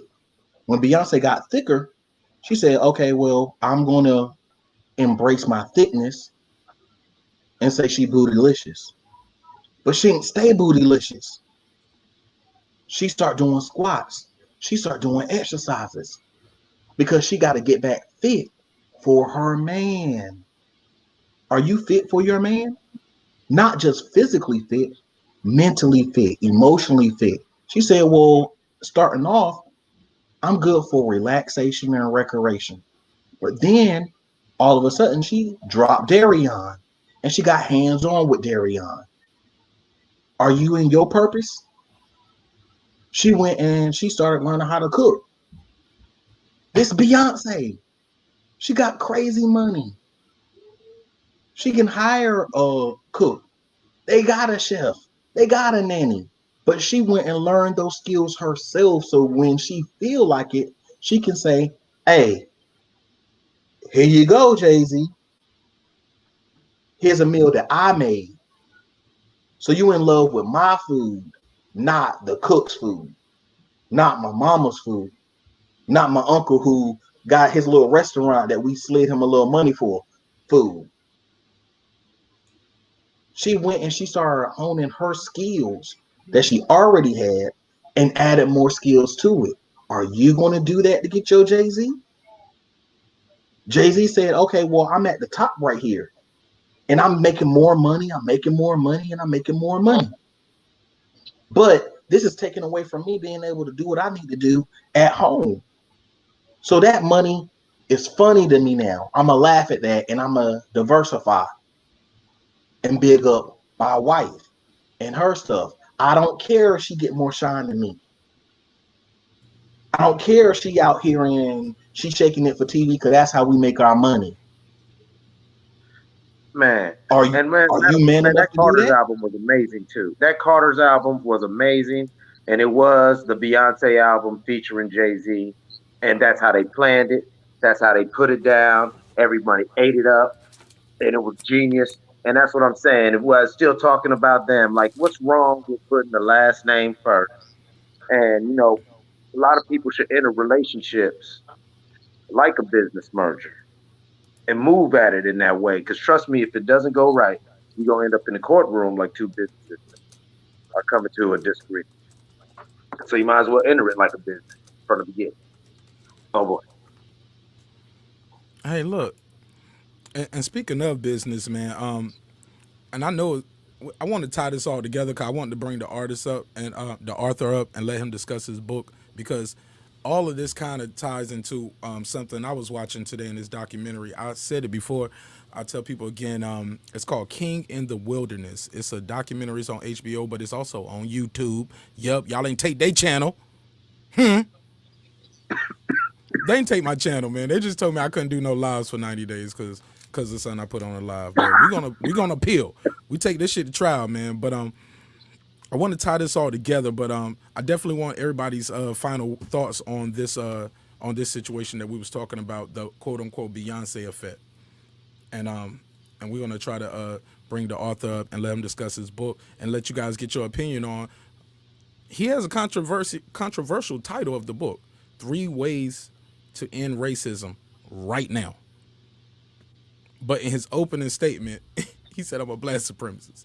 So we gotta, man, it's a lot to unpack there, and I'm definitely interested in hearing what this brother has to say, and this should be interesting. But definitely, let me get everybody's final thoughts on this. You know what I'm saying? Try to keep it under like a minute and a half a piece, if possible, please. And you guys can go in any order you want to. I agree with Ricky. Be you. Be you the best you could be, and that'll find somebody that'll love you for you. Bottom line, just be you, man. You know what I'm saying? They can't be you, you can't be them. Be the best you. Couldn't say it better, Ricky.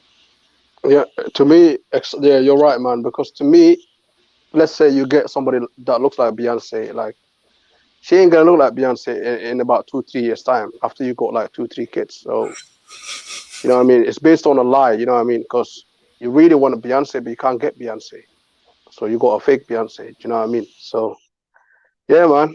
Supreme, you know, he got it, you know, spot on. You know what I mean? Just be you, you know what I mean? Do your thing, get a normal girl, and that's it. Simple as that. Ladies, free game. A man want 2 things from you: peace and pussy. Peace and pussy. Right? If he real about his shit, you ain't gotta worry about nothing. He'll move hell and high water for you. He'll move hell and high water for you. Right? Let's get back to, y'all gotta understand, we gotta get back to families. If you're not out here making babies, what is you doing? If you're not out here raising a family, what is you doing? Oh, I got a college degree. A man don't get no fuck. Be a woman, be feminine. There's nothing wrong with femininity. There's nothing wrong with being submissive, because if you're being submissive to the right man, guess what? Everything gonna work the fuck out. He gonna make sure of it. He gonna stand on it. He gonna fucking guarantee it. Y'all not better than us black women. We on the same goddamn playing field. Y'all not better than us. We ain't better than y'all. And you not Beyonce and Jay-Z, and I ain't either.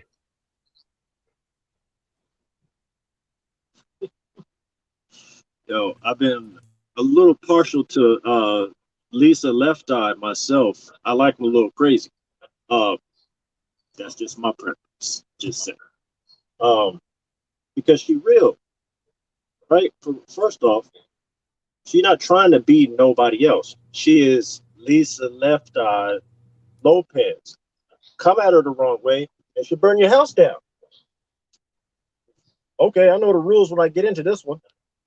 I come with the A game, give you the A game D, and keep it real. Trying to aspire to lofty dreams that are pushed out of your reach on purpose, distracting you from your end game, distracting you from your reality. You're living vicariously through the example of somebody else that y'all put up on a pedestal. And the more people that put them up onto a pedestal, the further out of reach they're going to actually be. So you're aspiring to something that is purposely put out of reach.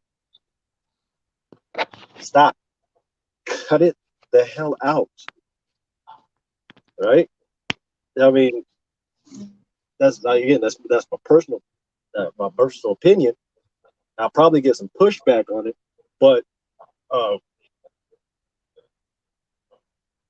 why not listen to the example that she's providing?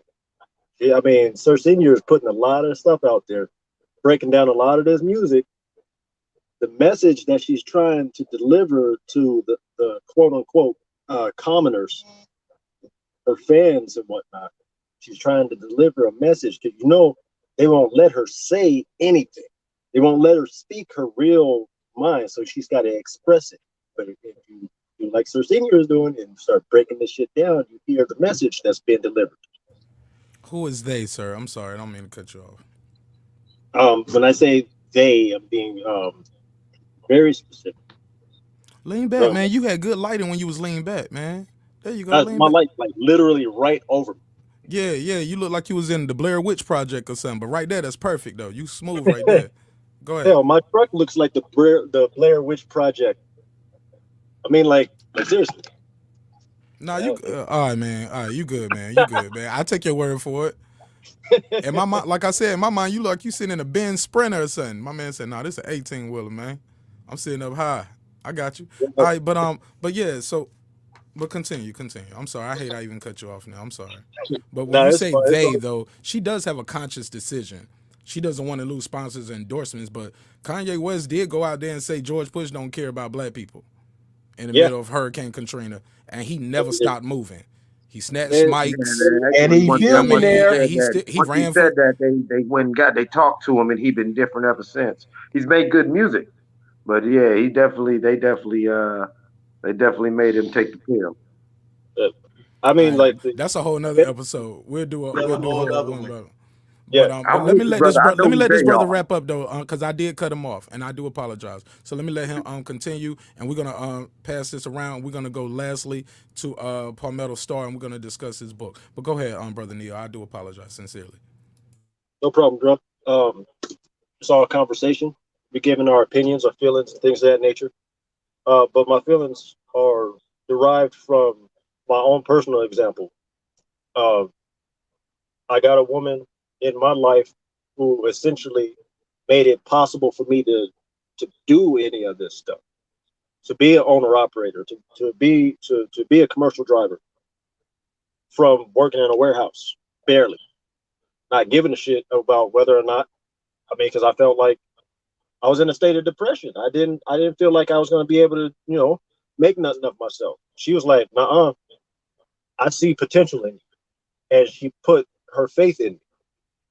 She put her whole faith in me. Now, I don't know about you, but that's like Superman being charged up by the sun. I got the energy now. I got the smoke for those that want it, because this woman put the kindling in my fire. A black woman. So I'm just saying, don't aspire. The women that we're talking about are aspiring to something that's put in front of them, like a carrot on a stick, to keep pulling them away from their actual power. Their actual power is the power to influence us to be the warriors that we actually are, the warriors, kings, and usurpers, and things of that nature. So on that note, I'll reel it in. But that's my point, though. That they are being drawn away from their power by trying to aspire to these lofty ass dreams that are pushed away from us. Okay, and that's perfect for where we're going later. Who else did we need to get to? Did we get to Thirsty? Did you get your final thoughts? Eclipse, did you get your final thought? Okay, I'll go ahead. I'll take off. Try to keep it like in a minute. Oh yeah, I got you, bro. I got you. I'm watching the clock. Okay. Final thoughts, man. Or less, if that's fine too. Because you must be. Oh, go ahead. I'm sorry. No. I'm sorry. I was just like, or less. You know what I'm saying? It's no pressure to do the whole minute and a half. Like just we're trying to get to the author, because he has, like I said, he has a very interesting book, and I know we're gonna want to talk about that. Okay, I'm gonna roll it out quick. Yes, sir. Man, y'all must be evenly yoked. You know what I'm saying? You can't be trying to get somewhere and she ain't. She can't be trying to get somewhere and you ain't. That's number one. Number two, be yourself. Number three, invest in each other. You know what I'm saying? And that's all I got. Thirsty out. You ain't got to leave though. No, I'm not leaving. I'm just saying, as far as that conversation, that's my okay. I got you. I got you. I'm here for the book. I want to hear about the book. Yeah, go ahead, Mike. Your mic is muted. When you move together, you move better.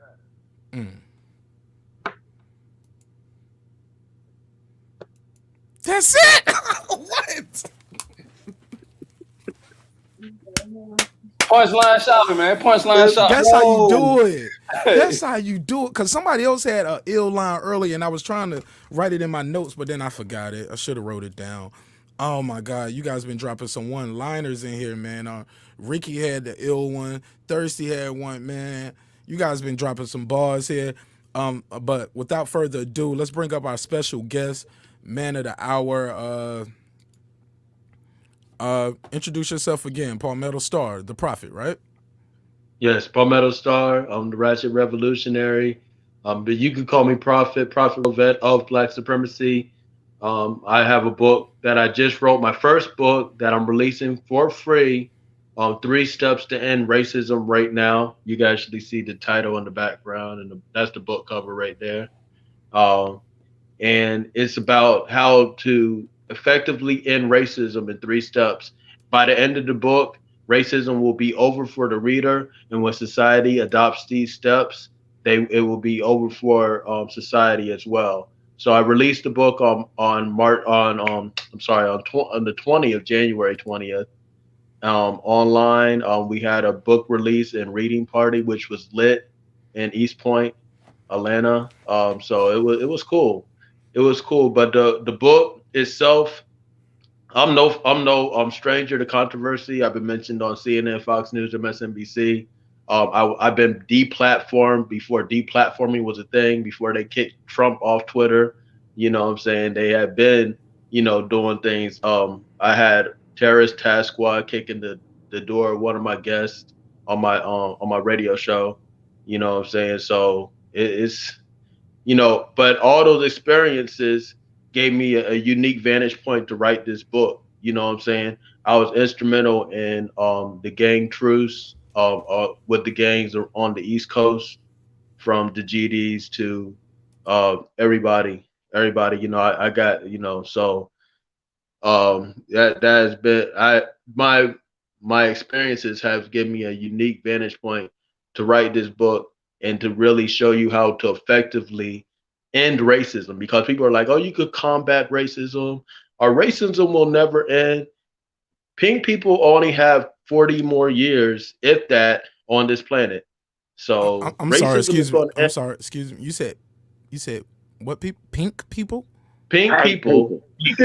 Just want to make sure I heard you right. Go ahead. Continue. They have 40 years. They've had 40 years on this planet, if that. You know what I'm saying? So like something's gonna end. You know what I'm saying? So we could either, adopt racism and be racist towards each other, which is what's happening right now, because Black people could only be racist towards other Black people, or we can do something different. And 3 Steps to End Racism right now is about breaking us out of that loop that we find ourselves in every 150 years, and where we usurp and give them our power and, go into a lower level of servitude. But now we have a chance to break out of that loop. And 3 Steps to End Racism right now is about breaking out of that loop. Okay, question. I'm going to just jump right into the obvious. We don't want you to give away too much of the book. Well, the book is free, so I guess you don't mind, right? The book is free. I am giving out the hard copies too, and hit me up and inbox me on Too Raw for TV Takeover on Instagram. Put it in a private chat so I can put it on the screen. Yeah. Yep. I don't know how you could write on here. But you can inbox me on Too Raw for TV Takeover on Instagram, or on 3 Steps to End Racism at gmail.com. You can hit me up on gmail.com, 3 Steps to End Racism. And I can get you a hard copy. But yeah, the book is too important for me to just sell. I had to, the information is out there for free.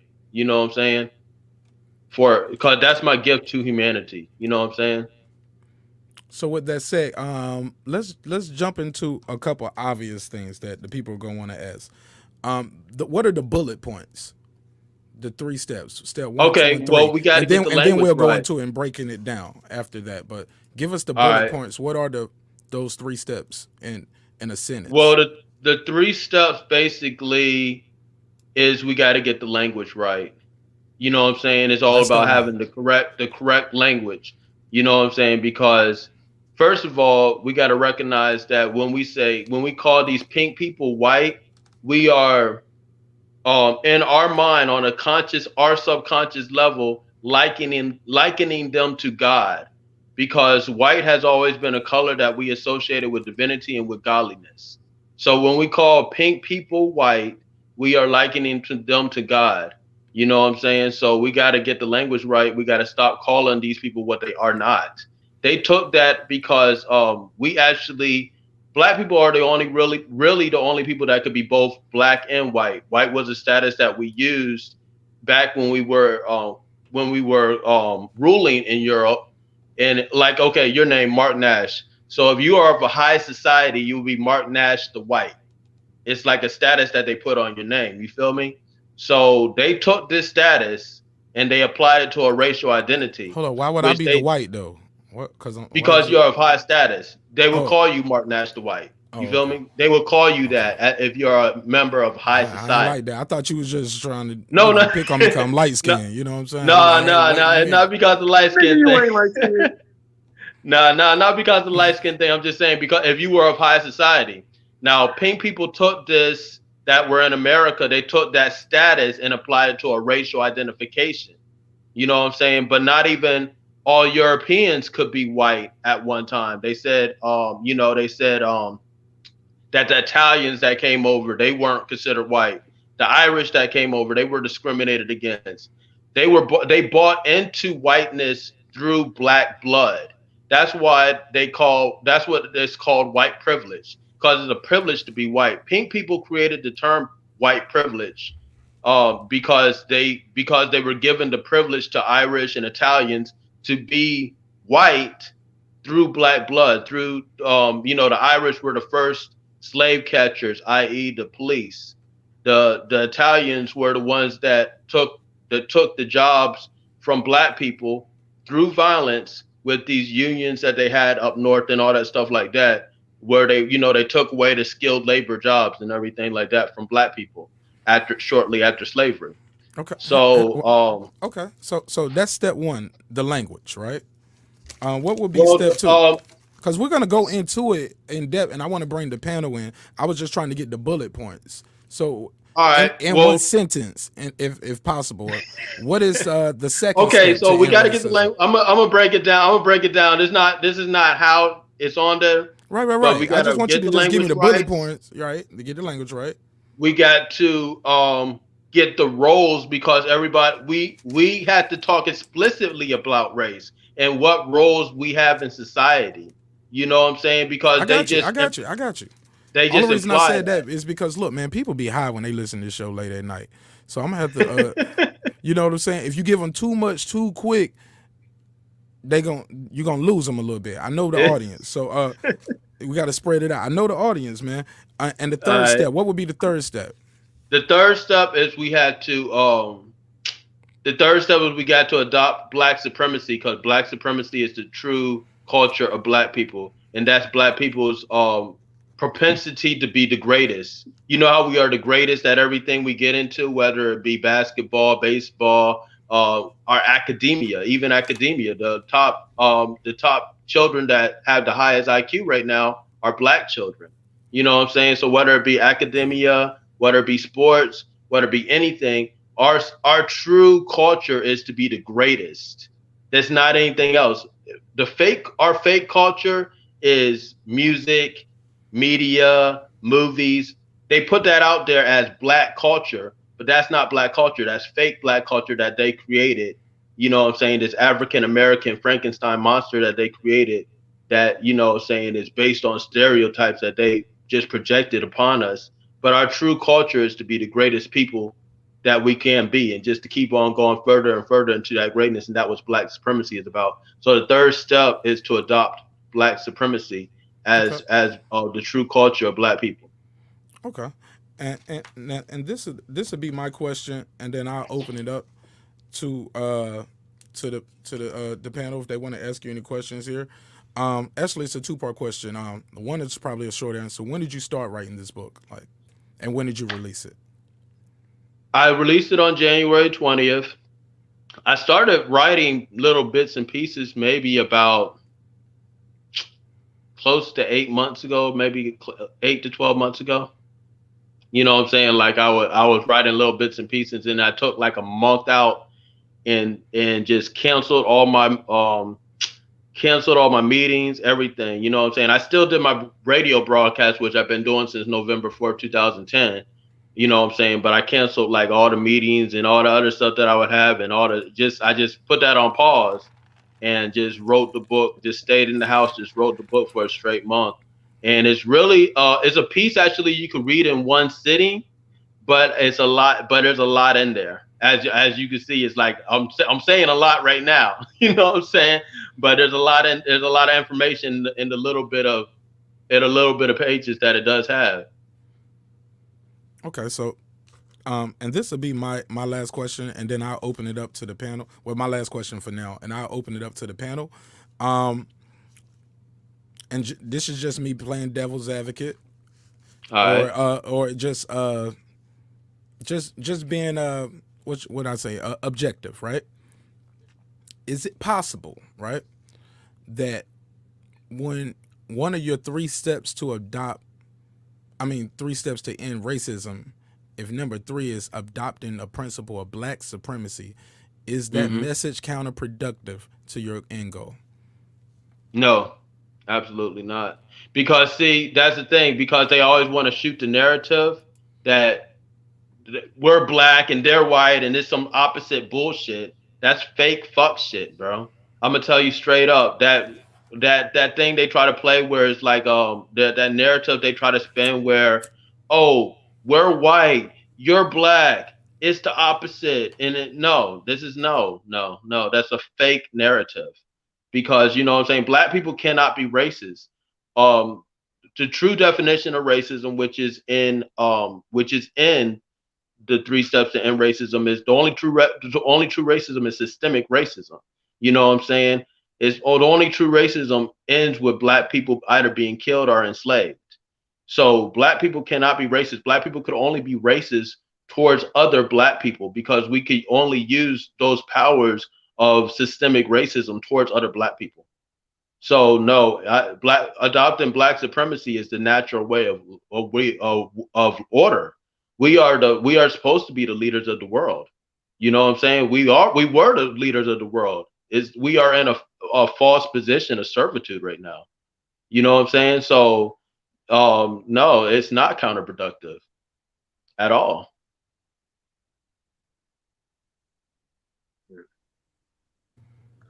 So go ahead, fellas. If y'all anybody want to talk to the author?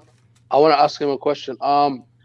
So when did you come up with this idea? Like what made you come up with it? What made me come up with it? When did it happen? And when? I just asked him when. Oh, okay. That's why I like people having their camera on too, because motherfuckers be sleep at the wheel over there. Nah. I was literally. What are you doing? Literally, I was listening. Nah, literally, I was listening. I promise. Look, I don't mean to pick on you, but I promise I did just ask him that. But go ahead, sir. So what made you come up with it? Like, you asked us No, I didn't ask that part. Now that's a good one. Go ahead. Okay. What made you come up with it? I've been doing activism for a long time. You know what I'm saying? Like I said, like some of my movements have been mentioned on CNN, Fox News, MSNBC. Hashtag fuck your flag or FYF 9/11. You'll see a ton of stuff, and it's all about what we've done. You know what I'm saying? So actually, you know, say it again. If you hashtag FYF, what's that? Hashtag FYF 9/11. And you'll see kind of like that's one of the movements that I've done. I think you got a little pushback from somebody on the panel. Go ahead. Yeah, bro, that's counterproductive to say that because it was black people that died in 9/11 too, and you just said your 3rd step is to put black people. You see what I'm saying? Like, but guess who killed them? Guess who killed them though? 3rd step, and it's like. But if you see what the movement was about, it was attacking the people that were actually responsible for 9/11, which were the imperial powers of America, the British, the imperial powers that were truly responsible for 9/11, and hold them accountable by burning their symbols of imperialism, i.e. the American flag, the British flag, the Confederate flag, or any flag that that holds fake pink power. You know what I'm saying? So that's what the fuck your flag 9/11 was about. So that's what it was about. You know what I'm saying? Black people did die, but black people died in everything. That black people died in the Civil War on both sides, on the Confederate and the Union side. Black people died in the Revolutionary War on both sides. You know what I'm saying? On the British and the Patriot side. See the difference between fighting in the people are in war. jail right now for storming the White House. Yeah, they Let did him reply. that. Go They ahead. did that consciously. They made a choice to storm that White House. They made a choice to fight in that war. You see what I'm saying? They didn't go to work thinking like, hey, a plane gonna hit this building though. You see what I'm saying? Like that doesn't know, bro. Right. I can't co-sign. But what does me burning the American flag have to do with them? They should be happy we burning that flag. The flag is what killed them. More people died under the American flag than the Confederate flag. That American flag is racist, man.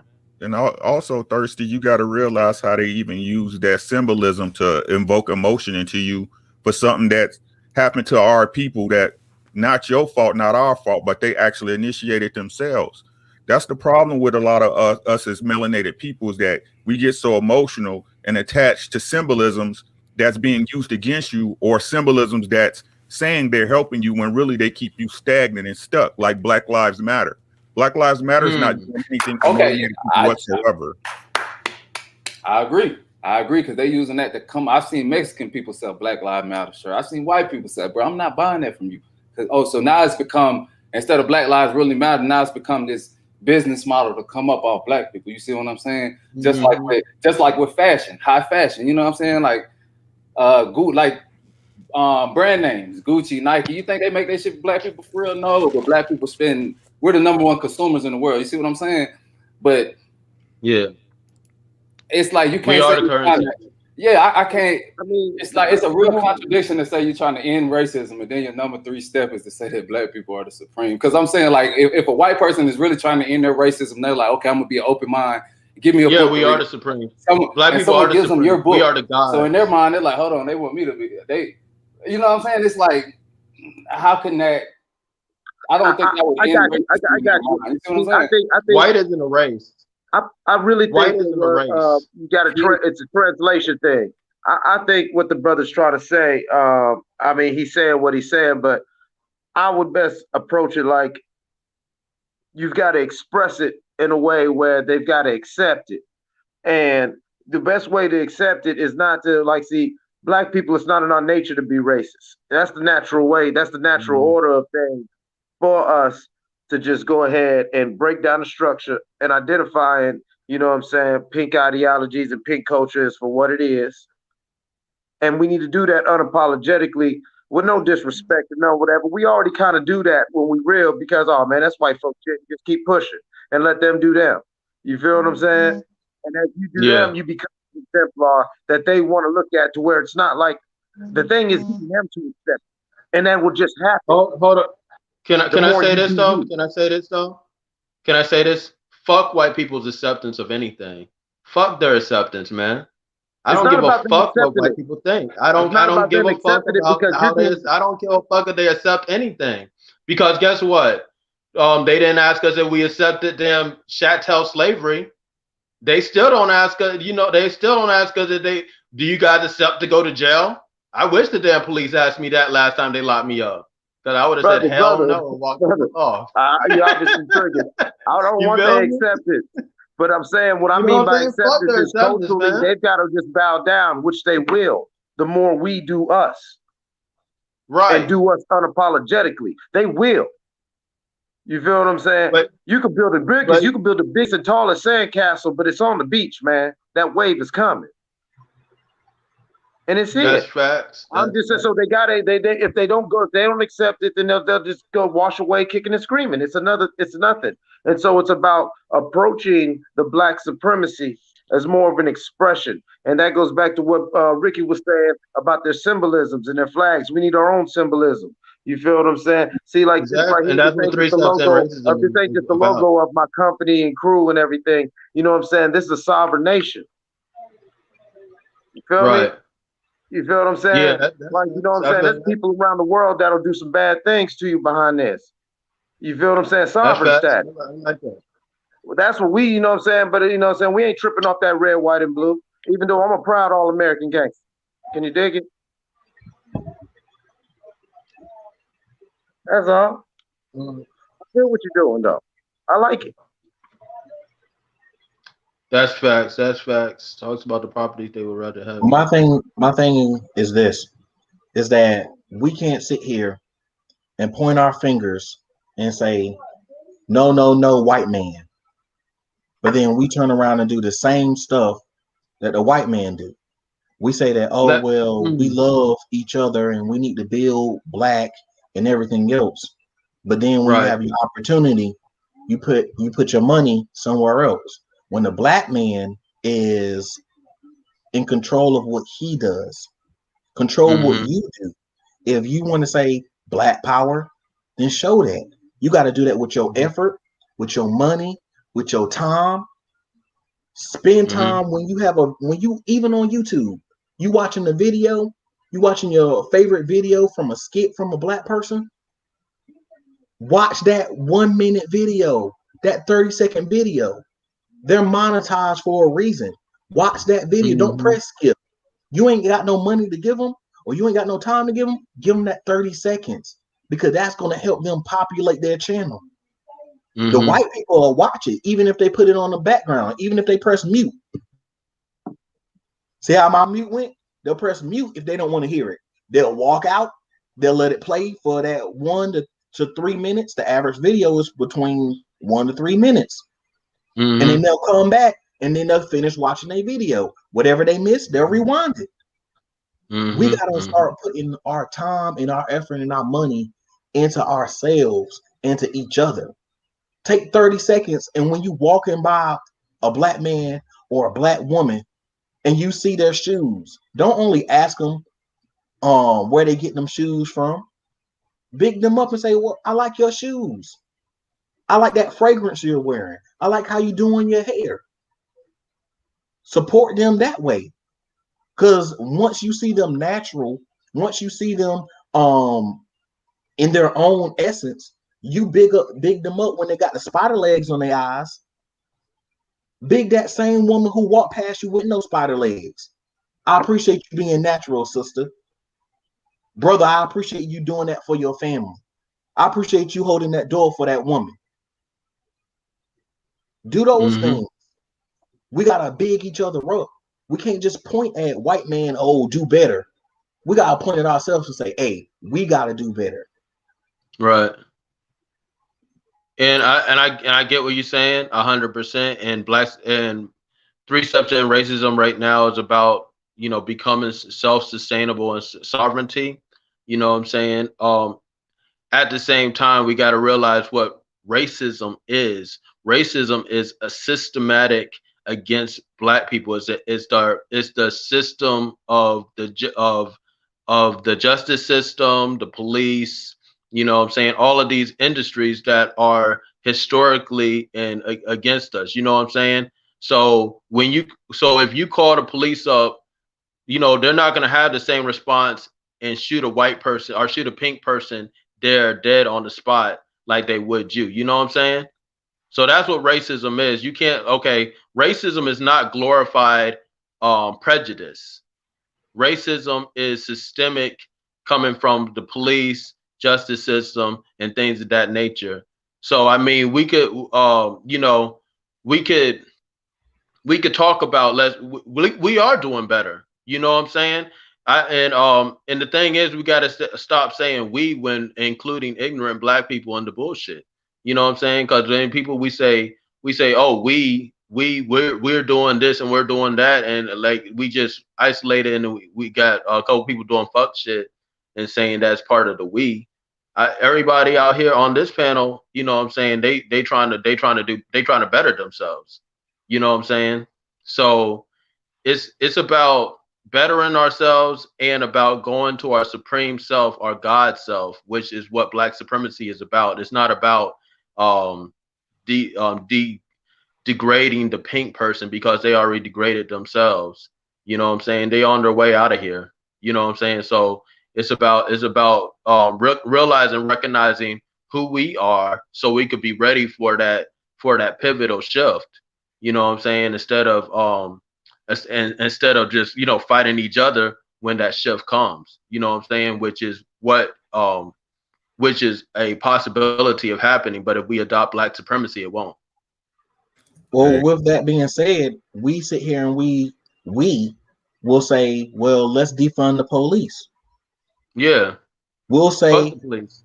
well, yeah, you say that, but guess what? Didn't you just say when you call the phone, they're not going to shoot you? But if it's one of you, if it's one of us coming to answering that phone, it's one of us showing up on the scene.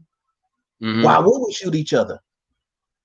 Right. Now we have to sit here and say, okay, well, let's get this young man, this young woman, and put them in a position so they can be a police officer, so they can be the lawyer, so they can be the judge. You're saying no. You're shaking your head no. But guess what? If I'm the judge, Hey, sir, let them Can I get on, bro? Yeah, let them reply to what you just said. You struck a nerve. Go ahead, Rick. So this is the part where you got to change your way of thinking, right?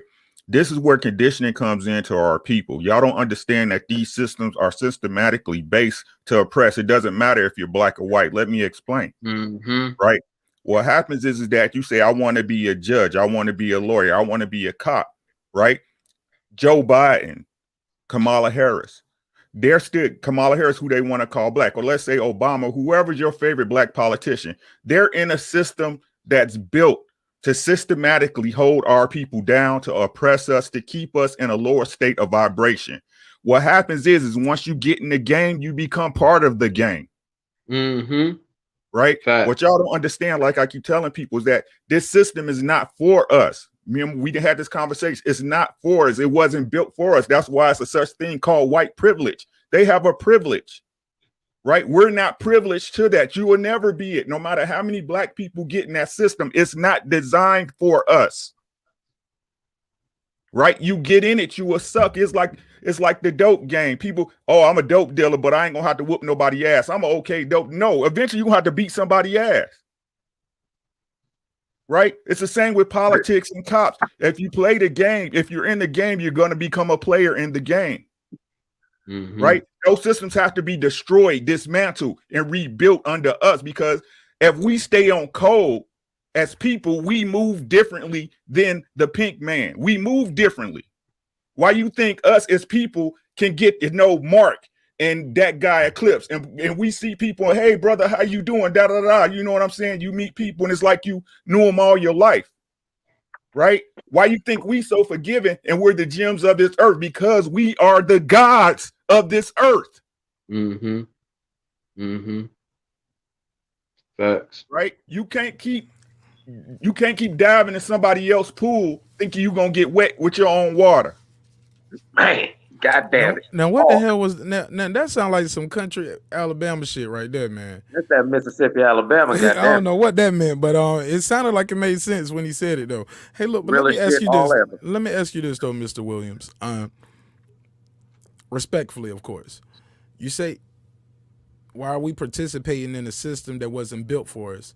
We still are here though. We got a driver's license. We pay taxes. We gotta pay a light bill. When I buy a candy bar, they're gonna tax me on that shit. It's the same point you keep making, Mark. So the point is that we're conditioned. This is the whole problem. Like I said before, y'all got to understand. No transition of power happens peacefully. I keep telling y'all this. Nobody in power gives it up. Right? That's why do you think at the inauguration it's a peaceful transition of power? Because they're not giving up power. They don't have the power. Right? The reason why the driver's license shit work, you know why? Because all of us keep applying for one. Let's everybody stop applying. Everybody has to be on code. Everybody has to be on code. Right. How do you get there when you say step 3 is black supremacy though? I can't get those other people on code with that, right? They don't want to seem subservient to you. You can't say, hey, let's end your white privilege, but now we're gonna adopt the principle of black supremacy. Of course, I'm being objective, of course. Of course. I love that, man. But just like what happened with Wall Street these last couple of weeks, Why is it those people can stay on code to make some shit happen, but we can't? Get rid of your fucking ego. Get rid of your ego and get to the betterment of the families and the people around you. If we stay on code, everybody wins.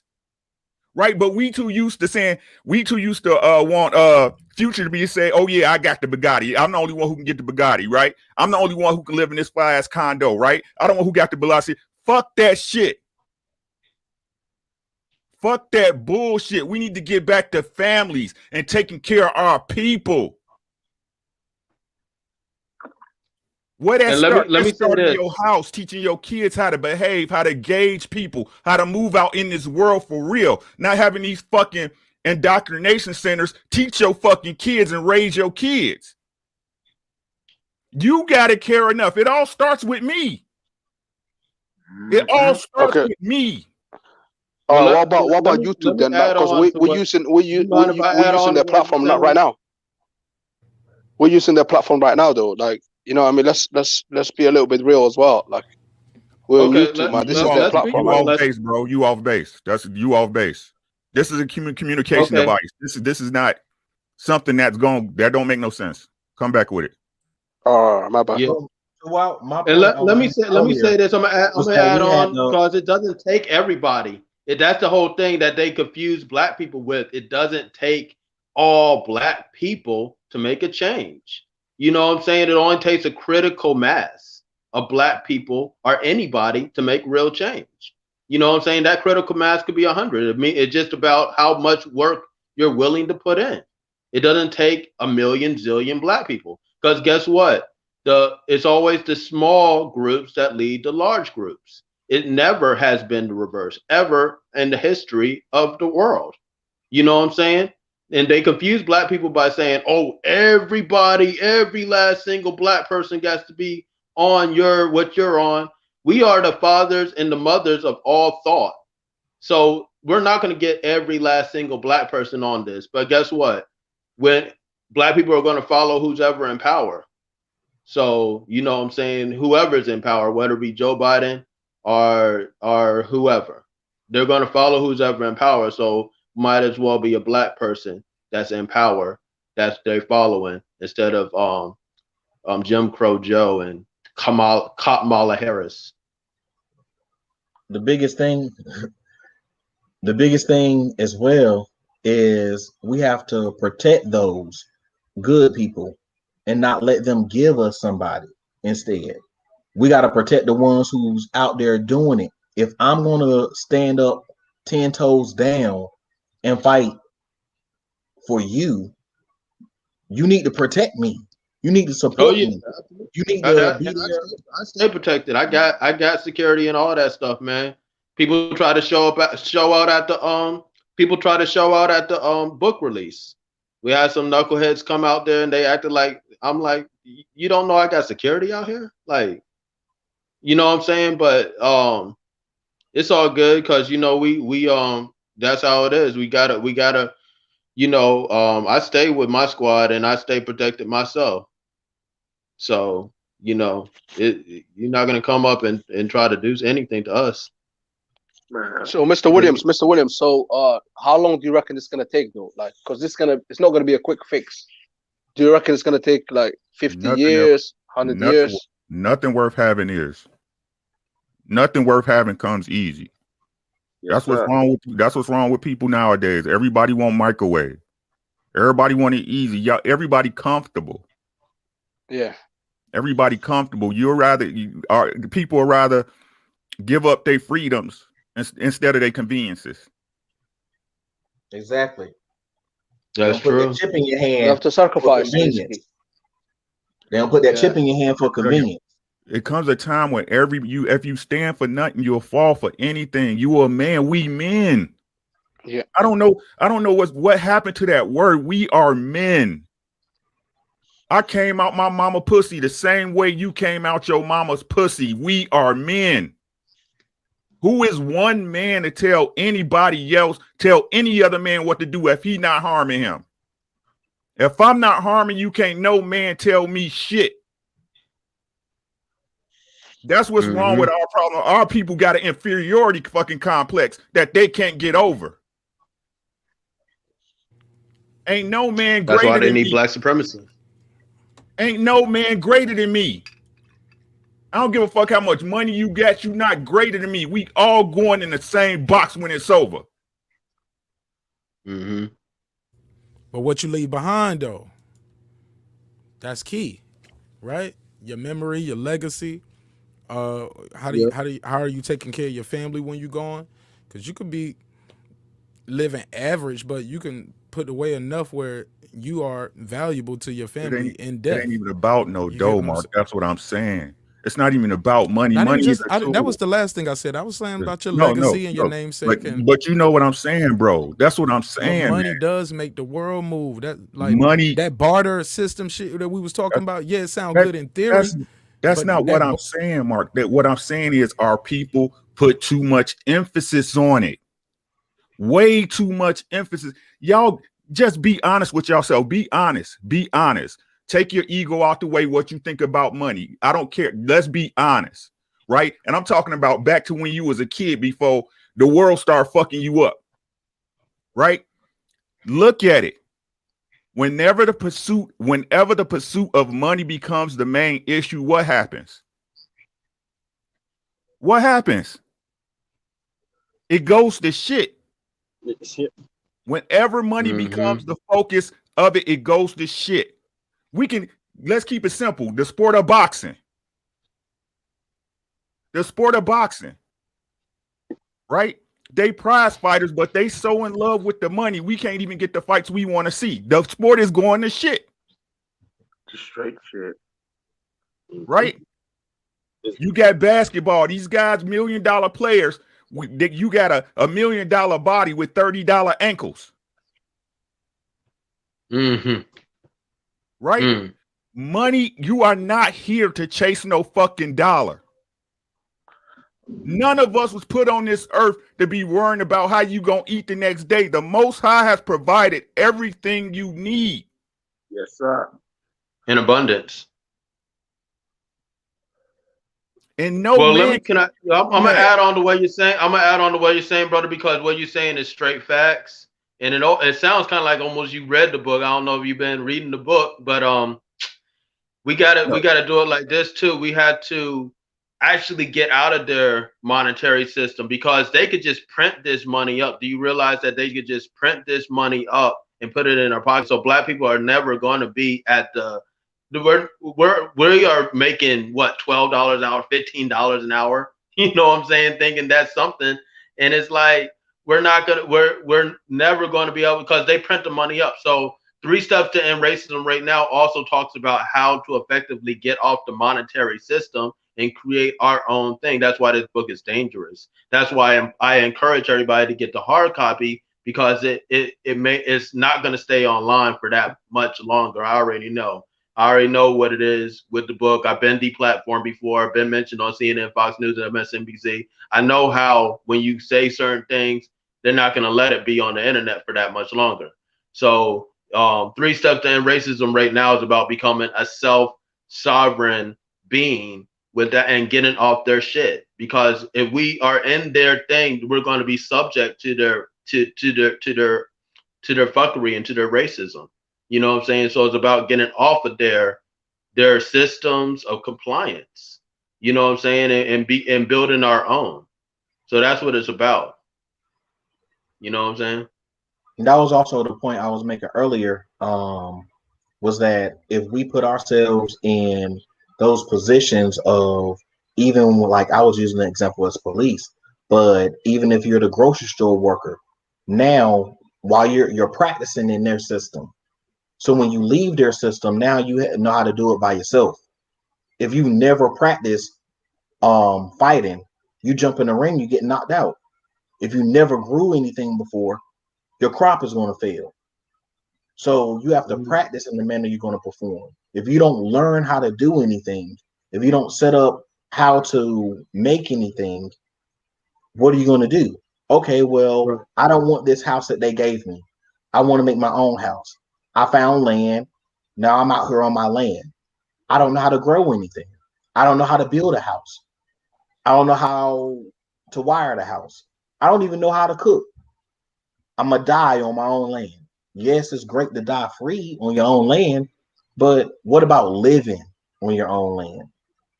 Take the moment Well, that you have now and learn how to do something. Not just chasing your dollar, learn those skills. Every job, every company is for you to learn the skills, not just for you to make money there.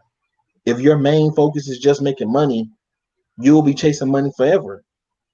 Mm-hmm. But the knowledge is important because I can teach my child or your child how to do what I'm good at. I may or may not be able to hand them that dollar. That dollar may not be worth anything once I die.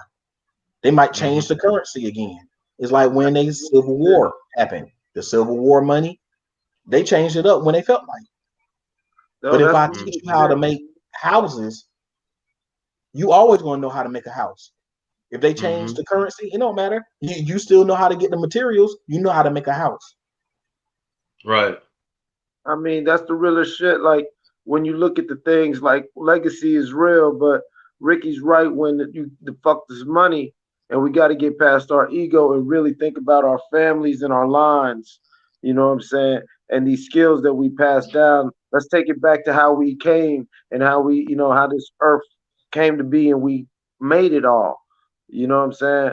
The pharaohs, yeah, they buried themselves with a lot of gold and a lot of whatever, and the white man dug them up and took their shit.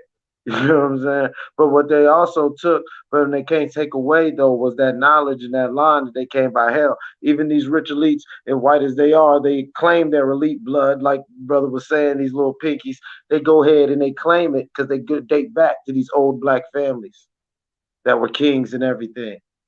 So we need to come up with new systems. And more importantly, man, I wish Brother Rick, Brother Rick, could you please say that one more time? Tell them to stay on code. Because I guarantee you, if we all just stay on code, and not just all of us, but just those who are really on code, it's like grasshoppers when they turn into locusts. You feel what I'm saying? That energy get right. And next thing you know, you get that swarm. You can't worry about everybody else. You got to stay on code because that one individual locust ain't worried about the rest of the swarm. He's just on what he's on, and he looks to his left and his right, and he sees the swarm. It'll happen. It's the same thing like we were saying in the relationship. It's the same thing. Be you. You can't be nobody else. Be you. And be the best you can be. That's what's going to make you be the greatest thing you ever been. You can't be nothing better than you. So you shouldn't even try. Being better than somebody else is either inevitable or impossible. Being the best you can be is what your aim should be. Hey, I love that. People get on me all the time because when I hear them, they get mad at when they hear going back to boxing, of course, right? Somebody said they shouldn't tell Devin Haney you're going to be better than Floyd Mayweather, or you're going to be the next. I'm of the belief that sports psychology is a very real thing. You have to walk in there thinking I'm going to win. You have to visualize it. So I don't think there's nothing wrong with trying to emulate the greats or what you aspire to be or what you consider to be great. However, copying, that's something totally different. But imitation, that's different. But yes, you need that's why it's important to have a father or a mentor, because you need to be able to aspire to something. TAGMG, talent aspires greatness, right? So, and I always say that's one of the biggest crimes that was done to the African American man, the descendants of slaves. You were stripped of your legacy and your heritage and where you came from. Because once you know where you came from, it's easier to be able to aspire to reach there. Like a lot of families, once they have one lawyer in the family, other people become lawyers. Once you have one doctor, other people become doctors. You got a soldier, firefighter. I don't care if it was working at the Piggly Wiggly. Now your daughter work at the Piggly Wiggly with you. You get what I'm saying? Yeah. Once you know where you came from, you can aspire to be something. But with that, I digress. And I'm gonna wrench y'all up as y'all lead the chat. So I'm gonna wrench y'all up over here too, so we can make sure y'all help me control the trolls. But go ahead. All right. Well, can I say something about what you're saying? Because it's true. But let me say what they didn't strip us of our culture per se, but what they did was hide our stuff. They hid it because our culture is to be the greatest that we can be. They said that they stripped us of our language, but show me the pink person that created English. I'll wait. We created English. We created English. I We just know created we all these wasn't languages. singing. I'm sorry. Go ahead. Well, we created all these languages. They gave us the music and the media and the movies to say this is your black culture, your boys in the hood, your belly, your this and your that, your poetic justice, your this and your that. You know what I'm saying? And then when you talk about black culture, all you talk about is black movies, and that's not black culture. You know what I'm saying? Our culture is to be the greatest beings that we can be, the greatest, like you were saying. You know what I'm saying? That's our culture, is to be the greatest and to strive towards greatness. There is no final destination.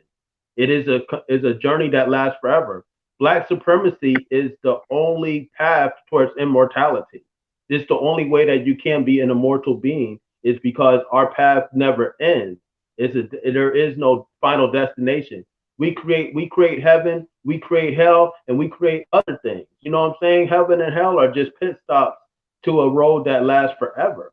And the only way you can experience that is becoming a supreme God, becoming your supreme self, becoming a black supremacist. And that's our true culture. You know what I'm saying? It's not fucking Boys in the Hood or fucking Lil Wayne's last album. It's none of that shit.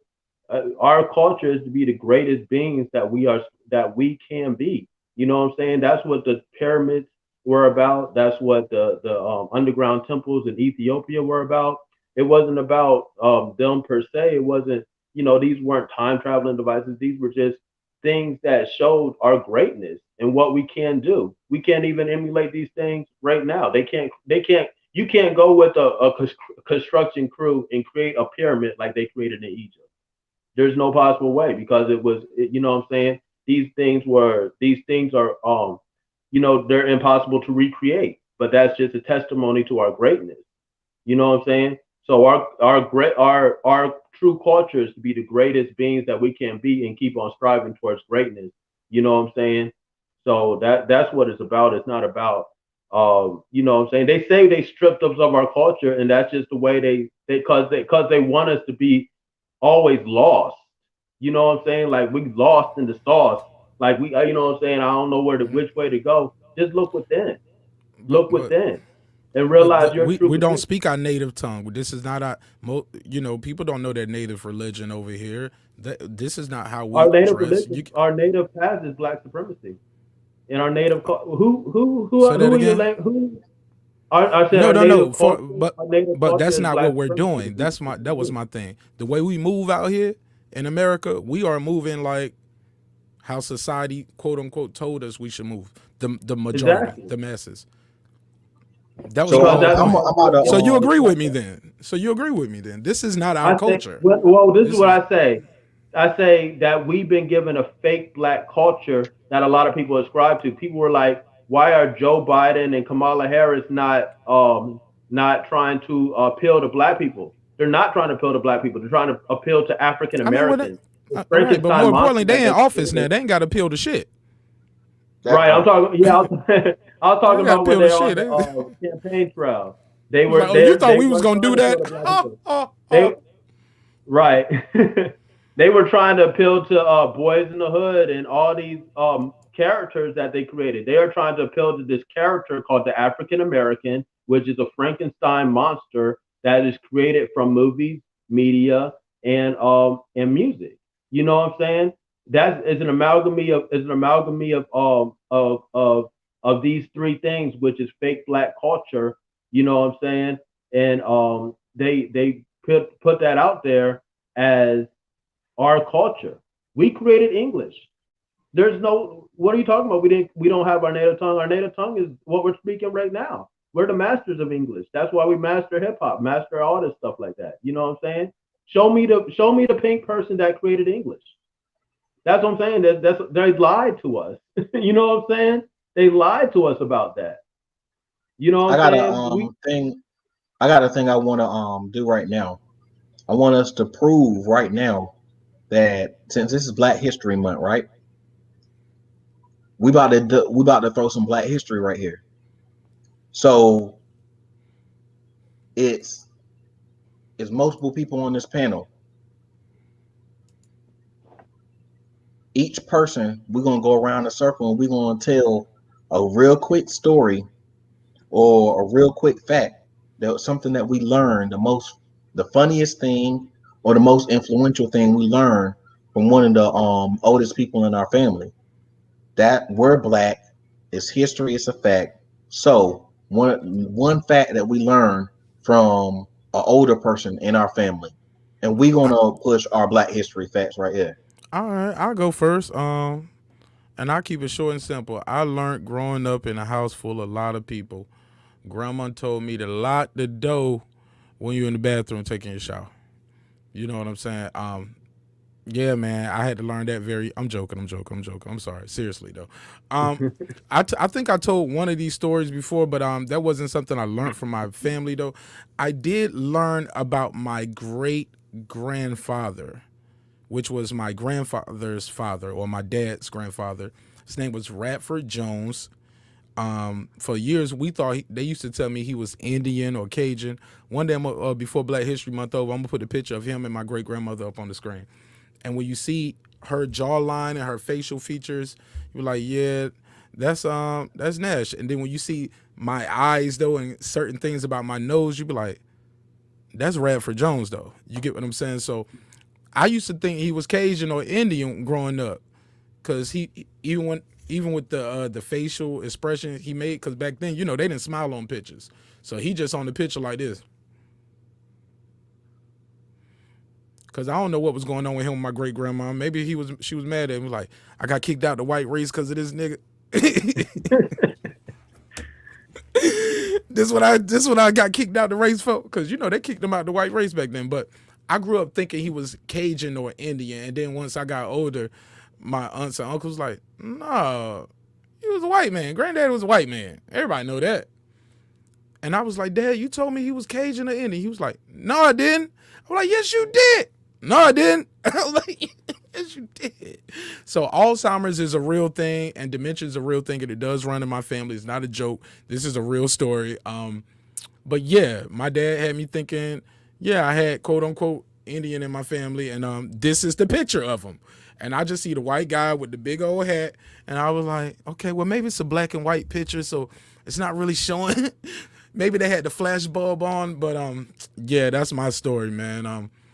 Try to add a little humor to it, but I definitely went over the 1 minute and a half mark. But sue me, take my channel. Shit.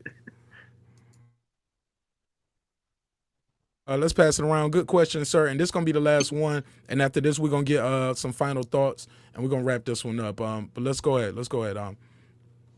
Anything you learned about Black history or your family history from like elder in your family, Ricky, that you would like to share with us? Not at all. Cool. I grew up, I'm a kid from Chicago. My dad was really in my life. I had a stepdad that wasn't the best role model. My mama wasn't raised right. So what I learned in my Black history is that once you become a man, you got to figure it your way out. You're responsible for you, and you're responsible for your responsibilities, whatever those are. And what I mean, and I say that to say this, is that just because you're an adult don't mean you grown. Right? An adult is when you're an adult when you realize you can break your own programming. Right? So you did learn something. And that was powerful. Right. Absolutely. He's his own elder, what he is. Let's pass it around. Go ahead, Mike. What you learned from like an elder in your family, man, about Black history, about your family history?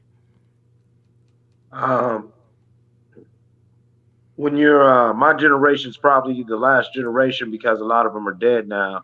But there was a tradition of once you get to a certain age, they brought you around northern Florida area where some of the oldest were still living, and they told us how we came from a long line of bad niggas, as they put it. You feel what I'm saying? There's even a tree on my grandma's twin brother property where there was ropes on one side and ropes on the other side. You know what I'm saying? For from back in the Rosewood bullshit. You feel what I'm saying? That's up there by. You feel what I'm saying? And they tell us the story about yeah, this is where they lynched such and such and such and such, and on the other side of the tree, this is where cousin such and such got them white boys, and yeah, that's how they, you know, my clan ended up in Ohio. You feel what I'm saying? And we've been up in Ohio since around that time. You feel me? And so I always thought it was crazy, a lot of the oral stories that you go down there and they tell you. And then when I was 24, my uncle did a genealogy test, and turns out it was all no cap. Like I found out that I actually do descend from one of the oldest bloodlines in all humanity. You feel what I'm saying? Like old African royal blood that, yeah, we was in Europe, all that old crazy shit that they was talking. Yeah, it was like, it was crazy for me because, like, you know, when I was looking at the paper, I was like, wow, you know, all the stories were coming back to my head. And so, you know, on Black History Month, I always reflect on that moment when I was 24, and you know, my uncle was bringing me the paper and all that shit. Like I ain't gonna get into it, but like, yeah, you know what I'm saying, teachers in Timbuktu. And it's funny, yeah, you know, I always love knowledge, but yeah, I actually am a blood descendant of the fucking teachers of Timbuktu and a lot of Haitian rebels and Seminole rebels, and that was dope. All right, Thirsty, you want to talk to us about anything you learned about your your, your family, or about? Okay. Oh, you learned you got kids and life is real. Life been real. But no, Hey, look, but go ahead. I'm half Hawaiian, half black. So you know what I'm saying. Both sides of my family are workers. So you the person to put the pineapple on the pizza. how you know? I'm How you just know? guessing. Hey, That, look, that, I'm that seemed look, more to look, say you You like would. points? huh? You eat I'm gonna points? fight your ass over I don't that eat pork. pineapple on that pizza. No, I don't eat pork though. My Like, man, Not you pork, I put the said points. pineapple. Oh boy, yeah, that's hey, down there, you know, it's the yeah, you know. But what my dad used to always say, man, if you're not part of the solution, you're part of the problem. That being said, don't make excuses, make solutions. You see what I'm saying? That's what I took. That's what the biggest thing he always used to preach to me. If you bringing me a problem without a solution, you are a problem. Come up with solutions. You know what I'm saying? Absolutely, absolutely. I couldn't say it better myself. Go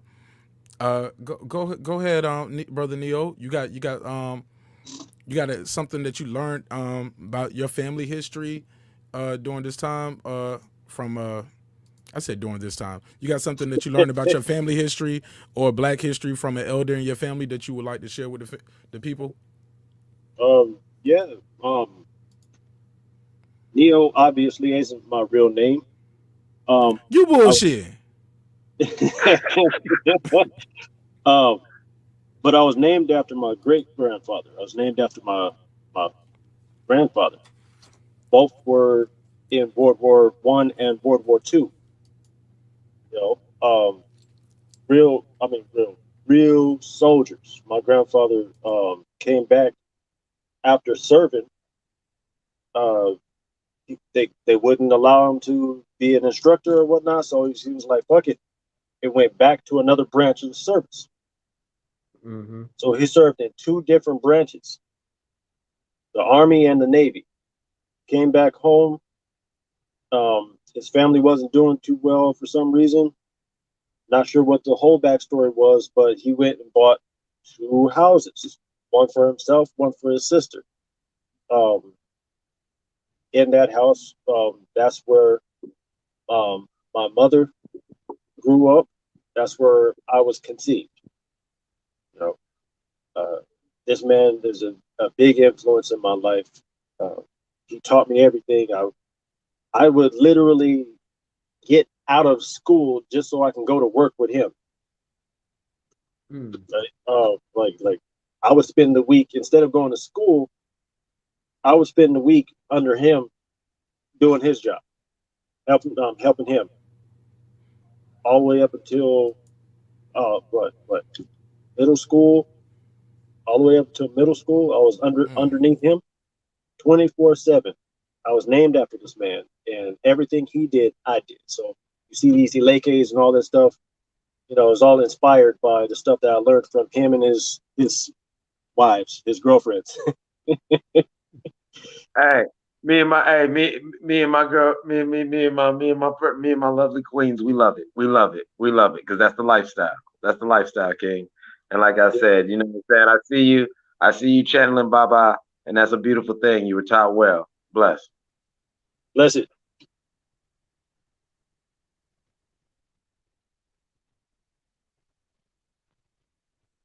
You on mute, bro. Thank you. Oh, my Cer bad. Sr. Yeah, no, it was me. I was muted. Oh, Cer Sr., did you touch on anything about your family history or Black history that you learned from a elder in your family that you would like to share?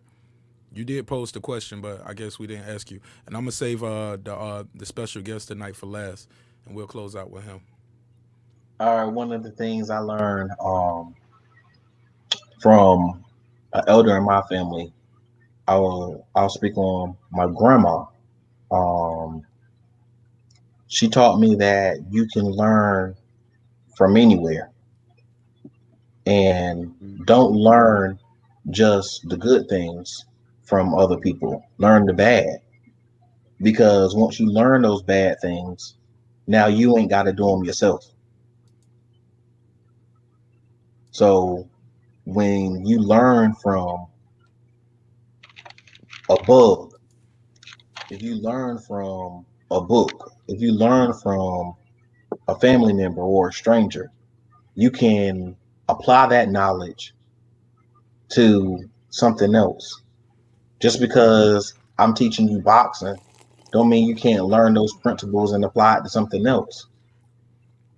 If you see me mess up, learn that, learn from that. I failed, and I failed. Now you don't have to fail the same way. And not only learn that, teach it to somebody. Everything you learn is, yes, all knowledge is first self-knowledge, but it's worthless if you keep it for yourself. You die with that knowledge is dead. You pass it on, you live, they live, the next person is able to live. I learned that from my grandma. All right, all right. Special guest tonight, of course, Arthur, activist, Black supremacist, right? Yeah. My brother, talk to us. Do you have a story or experience you would like to share about something you learned about your culture or your family history or Black history from an elder in your family? Or was your Well, path let me or say was your it path this. to enlightenment different? Well, I'll say it like this. There's actually something I learned recently. Just the principle that I just apply. I've been applying in my life, and it was really solidified by um, a brother a Black supremacist brother named E. I always keep his name E. Um, that I learned. I was going through a lot of stuff. I just purchased my first home out here in Lithonia and Georgia. Speak up just a I little bit for us. Your volume. I don't know if it's because you're looking away or what, but Okay, can it's you hear me starting. now? That's better. That's perfect. That's how you were Okay, sounding earlier. I have my hand on the mic. My bad. Man, you better get it right, man. This ain't your play it first with your chest. rodeo. I know, right? No, but what I learned recently was it was just from actually from a Black supremacist brother of mine, who I just say his name is E, keep it at E. But I was going through a lot of stuff, and that was recently. With my whole family situation, the mother of my child, everything like that. There were a lot of things that I was going through, but at the same time, a lot of good things were happening. And one of the things that he said that stuck with me is that if you keep on doing consistent things happen. He said, keep on doing consistent shit happen. And that's one of the things that is one of my superpowers is consistency. You know what I'm saying? I'm a very consistent person. I've been doing my show since November 4th, 2010. You know what I'm saying? I do things consistently. Unfortunately, that brother, he was that was one of the last things that he said to me. He was killed. He was murdered by the Tennessee police. They shot him 50 times. They said he shot a police officer. You know, I don't know how true that story is, but that was one of the things that he said to me, and it stuck with me. And then, you know, it motivated me to actually, one of the motivating forces of me writing this book was him saying that, you know what I'm saying, and keeping it consistent. So that's what I strive to do, is to be great, to be the greatest being I could be, and to keep it consistent. You know what I'm saying? So, you know, that's what I'll say about that.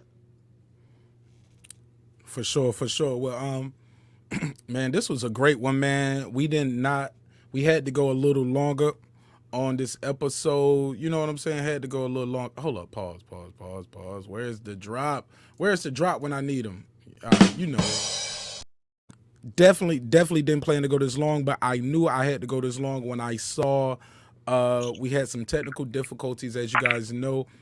You are watching this right now live on the back channel. We will be chopping this up. I said we, like, no, I'm gonna be chopping this up. As soon as I end this right now, I'm gonna chop it up in about 3 pieces. It's gonna be that first segment while we was just chatting it up and waiting for the room to populate. Then we're gonna go into the next episode of what the topic was. Shout out to Cer Sr for that. And then we're gonna bring another segment in when we was talking to the author about what he has going on. Maybe another piece, because that whole black supremacy clip was a whole piece of its own. With that said, man, I want everybody to go around and give your final remarks, tell people where they can follow you at, all that good stuff, and we're gonna wrap this one up. But definitely take your time and you know, give a full soliloquy, man. I ain't rushing y'all off, but you know what I'm saying, I do want y'all to you know, give your final thoughts, tell people about your channel, tell people what you think about everything in a summation. Maybe I can make that a clip of its own. And because we definitely gonna grow this channel, still gonna be bringing it over there to the other one. But I see why Reggie Owens do what he do. That man always keep him a back channel. We say, man, when you talking that real shit, man, you gonna get that straight, bro. Hey, you know it. But definitely got to put this on the Marq Nash website, so we can do it raw how we want to do it, and we can you know, keep growing the channel. But we can also delete these lives too. You know what I'm saying? And you can still get all the full playback on the website.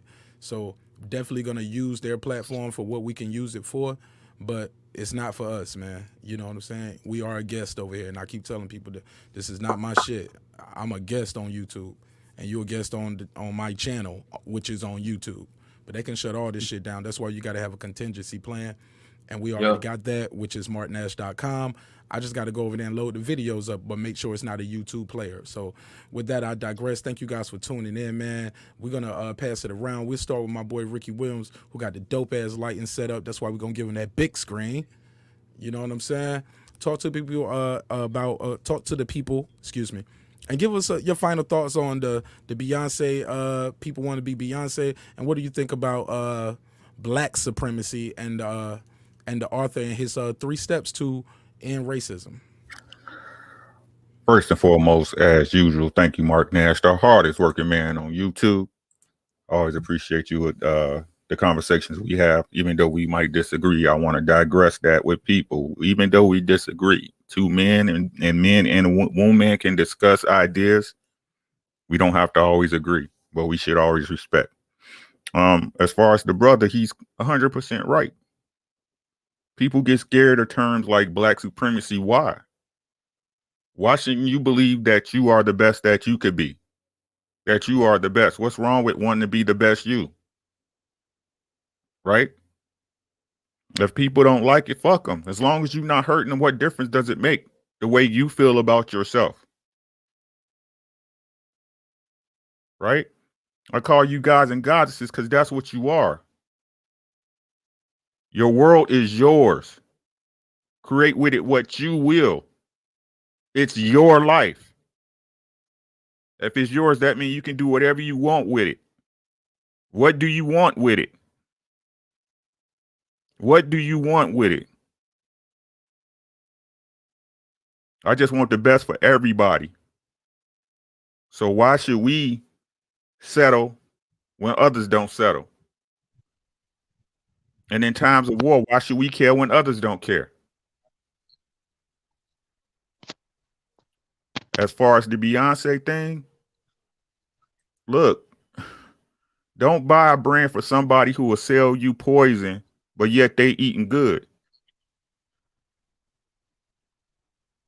Don't buy, I don't get that. I can't partake in a product where they'll be a hypocrite, but yet, you know, send their kid to Harvard. You know, Jeezy say I'm in the dope gang, but his kids will never sell a piece of crack in their life. Right? That's not what he want. They selling you poison. We support it, and they take that same money that they selling you a poisonous lifestyle to and send their kids off to a better life. What can y'all find me at, man? I'm on YouTube under Ricky Williams. Make sure you look for that right there. Make sure you subscribe, like or hate the video. I don't care, whatever works for you. I'm also on Facebook under Ricky Williams. That is my government name. I'm also now on odyssey.com, odyssee.com/@Ricky Williams. You can catch me on Instagram at R_Dubs. That's ARE_DUBBZ.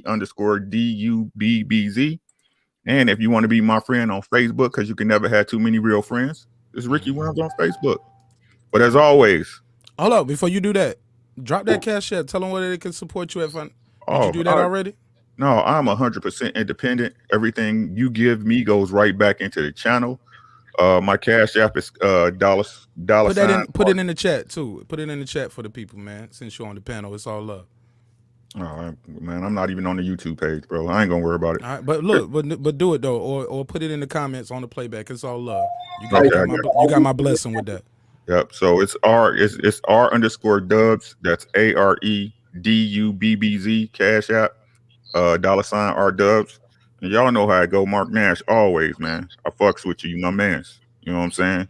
Sir, yes, sir. Always a pleasure to see you. And I'm going to tell y'all like I tell everybody, first and foremost, take care of yourself. Because without you, you can't do shit. Take care of your family. And I'm willing to bet you $1. Everything else will take care of itself. It's your boy, Ricky Williams. I'm out of here. Ricky Williams, ladies and gentlemen. Pretty Ricky, what they call him. Pretty Ricky. All right. Ricky with the waves. Ricky with the waves. All right, man. Thank you so much, Rick, man. You got a second? Just hang out for me backstage for just one quick second.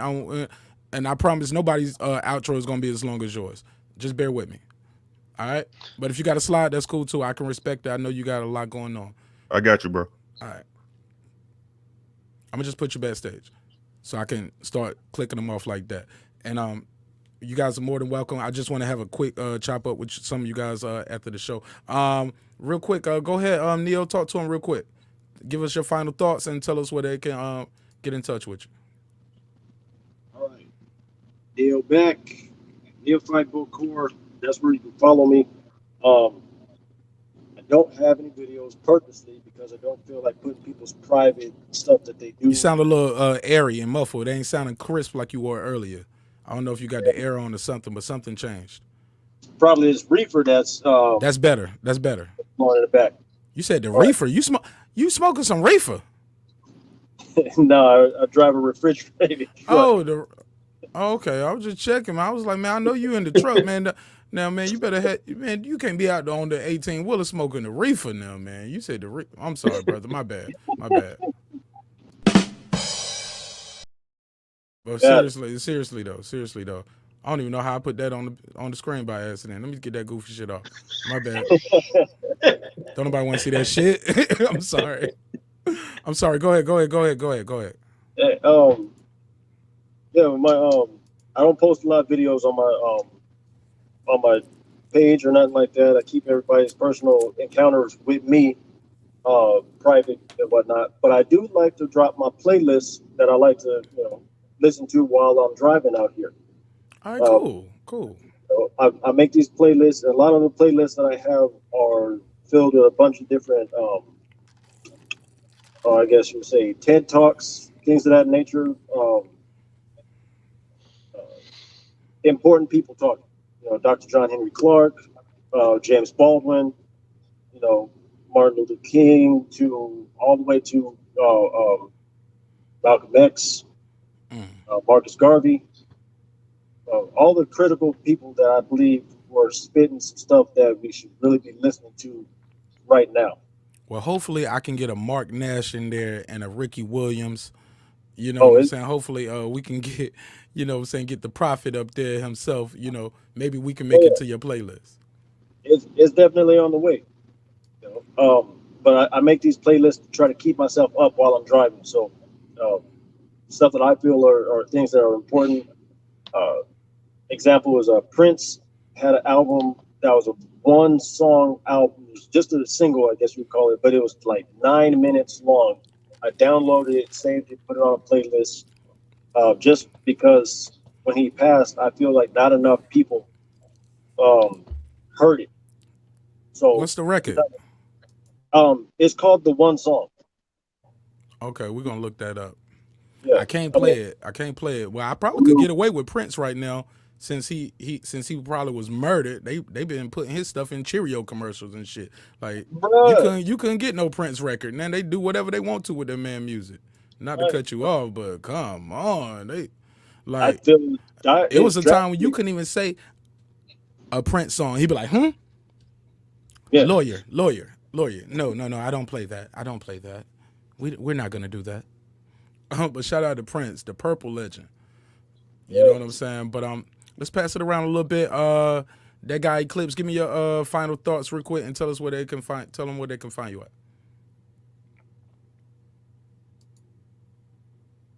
The homie, your mic muted.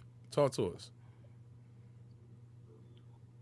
Well, as far as black supremacy goes, I stand on what I believe that is natural order of things. And as far as everything else, it's like you've got to move within everything within this whole verse is within, but people always look without because you see things and you aspire.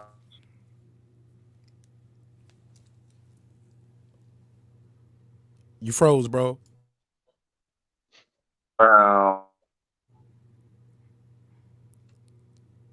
Mike, you froze, man. You're a little choppy. You still with me? Yeah, I'm with there you. You go. There you go. There you go. Talk to me. Yeah. Go ahead. Continue, please. Oh no, I was just saying. I like this chat. I like to. What I'm saying, send blessings to all the brothers in the chat. Yeah, man. Hey, Bokar, send your email in the private chat, man. I'm gonna send you something so you can ride too. I'm gonna send you something you can ride too. But salute to Marq Nash, salute to everyone, and yeah, man, yeah, man, good job. All right, well, hang out with me real quick. All right, go ahead. Cer Sr, give me your final thoughts real quick.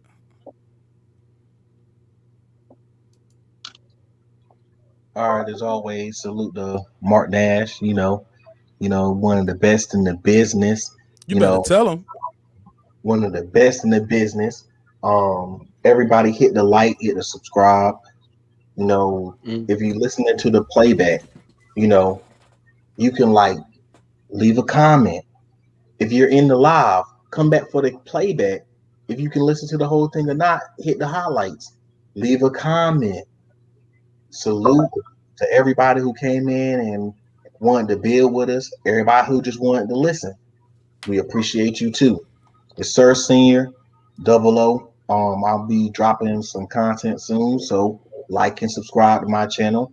There's a bunch of brothers and sisters that come through the channels. Like and subscribe to them. We can build each other with our that's black supremacy. Building each other up one at a time. One finger can poke you in the eye, but that fist, that's where you bring the power. With the Beyonce, we want to talk about the Beyonce thing. Yeah, give us your final thoughts on that. Yeah, if you want to be Beyonce, be your Beyonce. but you got to be willing to put in that work and be worthy of that. Whatever you want, strive for it, go after it, but you got to be willing to put in that work to get it. Absolutely. Give them your tag phrase to close it out. All right. As always, I want y'all to be safe, be blessed, and be certain. Love y'all. Friday night, we back. Oh yeah, man, we're gonna be lit on Friday, man. We're gonna turn this shit up because I don't care no more. We're gonna play all y'all shit that y'all gave me with the samples. But thank goodness I never got a copyright strike or warning from this guy right here. He came through with some of the best music I probably ever heard from an unsigned independent act, and I can't believe that that I can get a feature for this cheap, let alone get him to pull up on my panel. This dude is super talented. He's on his way to the top. I'm gonna plug you in with something that I heard today on another broadcast, and somewhere we're gonna talk real quick offline. But real quick, give us your final thoughts and tell people where they can follow you at, please. First of all, shout out to the host, Marq Nash. Hey man, salute for making it happen, man. Even with the copyright strike, man. Like I said, you can't stop the sun from shining, bro. You Gotta find a way, man. I gotta find a way. Make a solution. Make a solution. You did that. Very interesting conversation today. You know what I'm saying? To say the least, we've been on here almost 3 hours. I mean, the Avengers movie ain't held a nigga attention that long. You see what I'm saying? So, very, very, very interesting conversation, man. Learned a lot. Met some interesting people, man. Great, strong black men on this site, man. I'm loving it, man. I might be a regular, man, if y'all have me.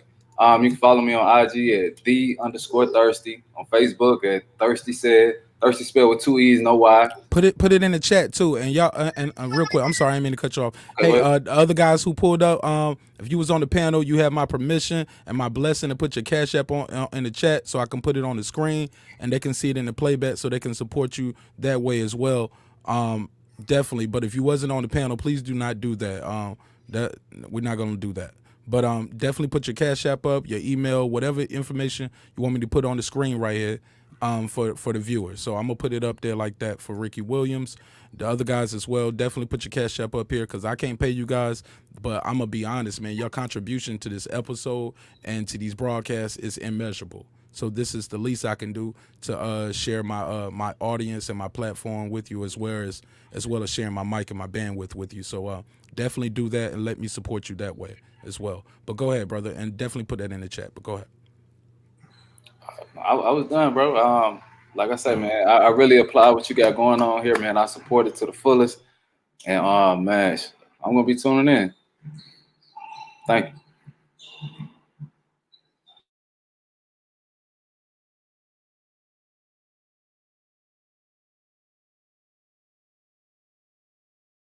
Your mic, I can't hear you. Okay, yeah, I'm gonna just run through a couple of my final thoughts real quick. While you guys put your Cash App on the screen on the main chat, so I can put it on the screen for the viewers, or your IG or wherever you want me to put it on the screen so they can follow you. I'll start off right here with Ricky Williams Cash App, and I'll leave that up there. And if you guys want to put that up there, you definitely have my blessings and my permission. Far as the Beyonce thing, let me just jump into that.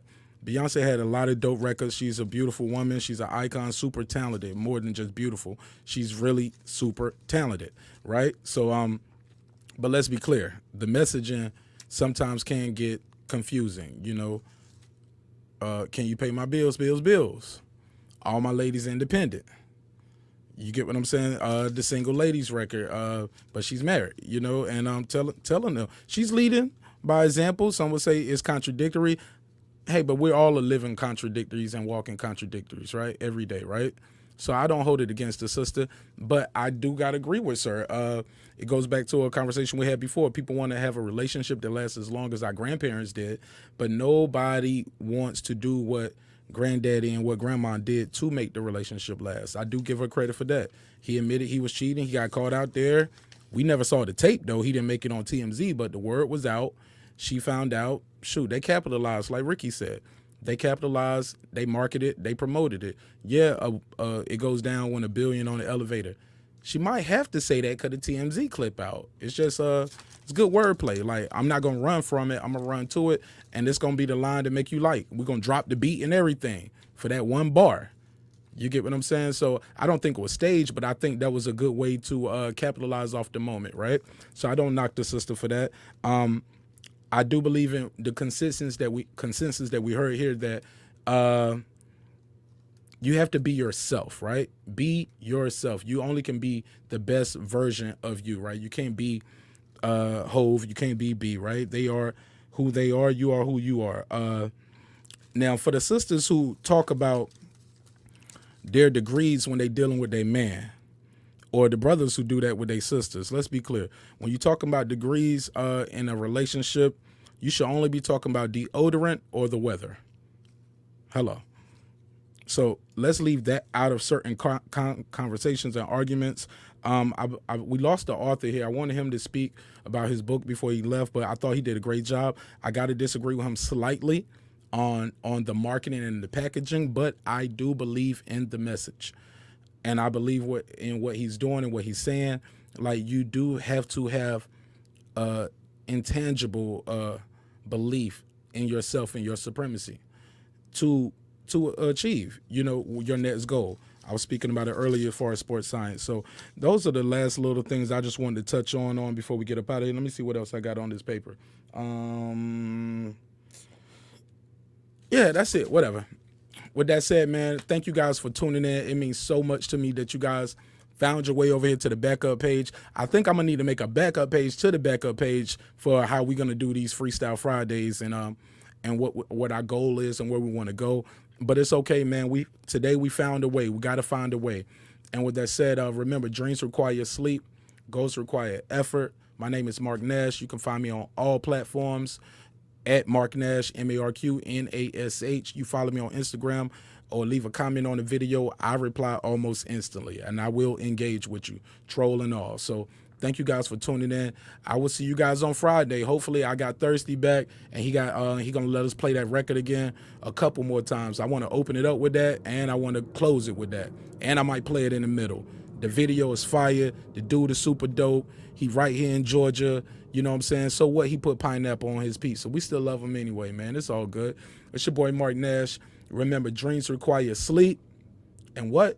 Goals require effort. You got to go out there and get your goals, and you can get that merch at marqnash.com. Fuck with me. I'll see y'all on Friday, 10 o'clock. I'm going to be here. Don't be late. That was cool as fuck when I did that. This that squad sound.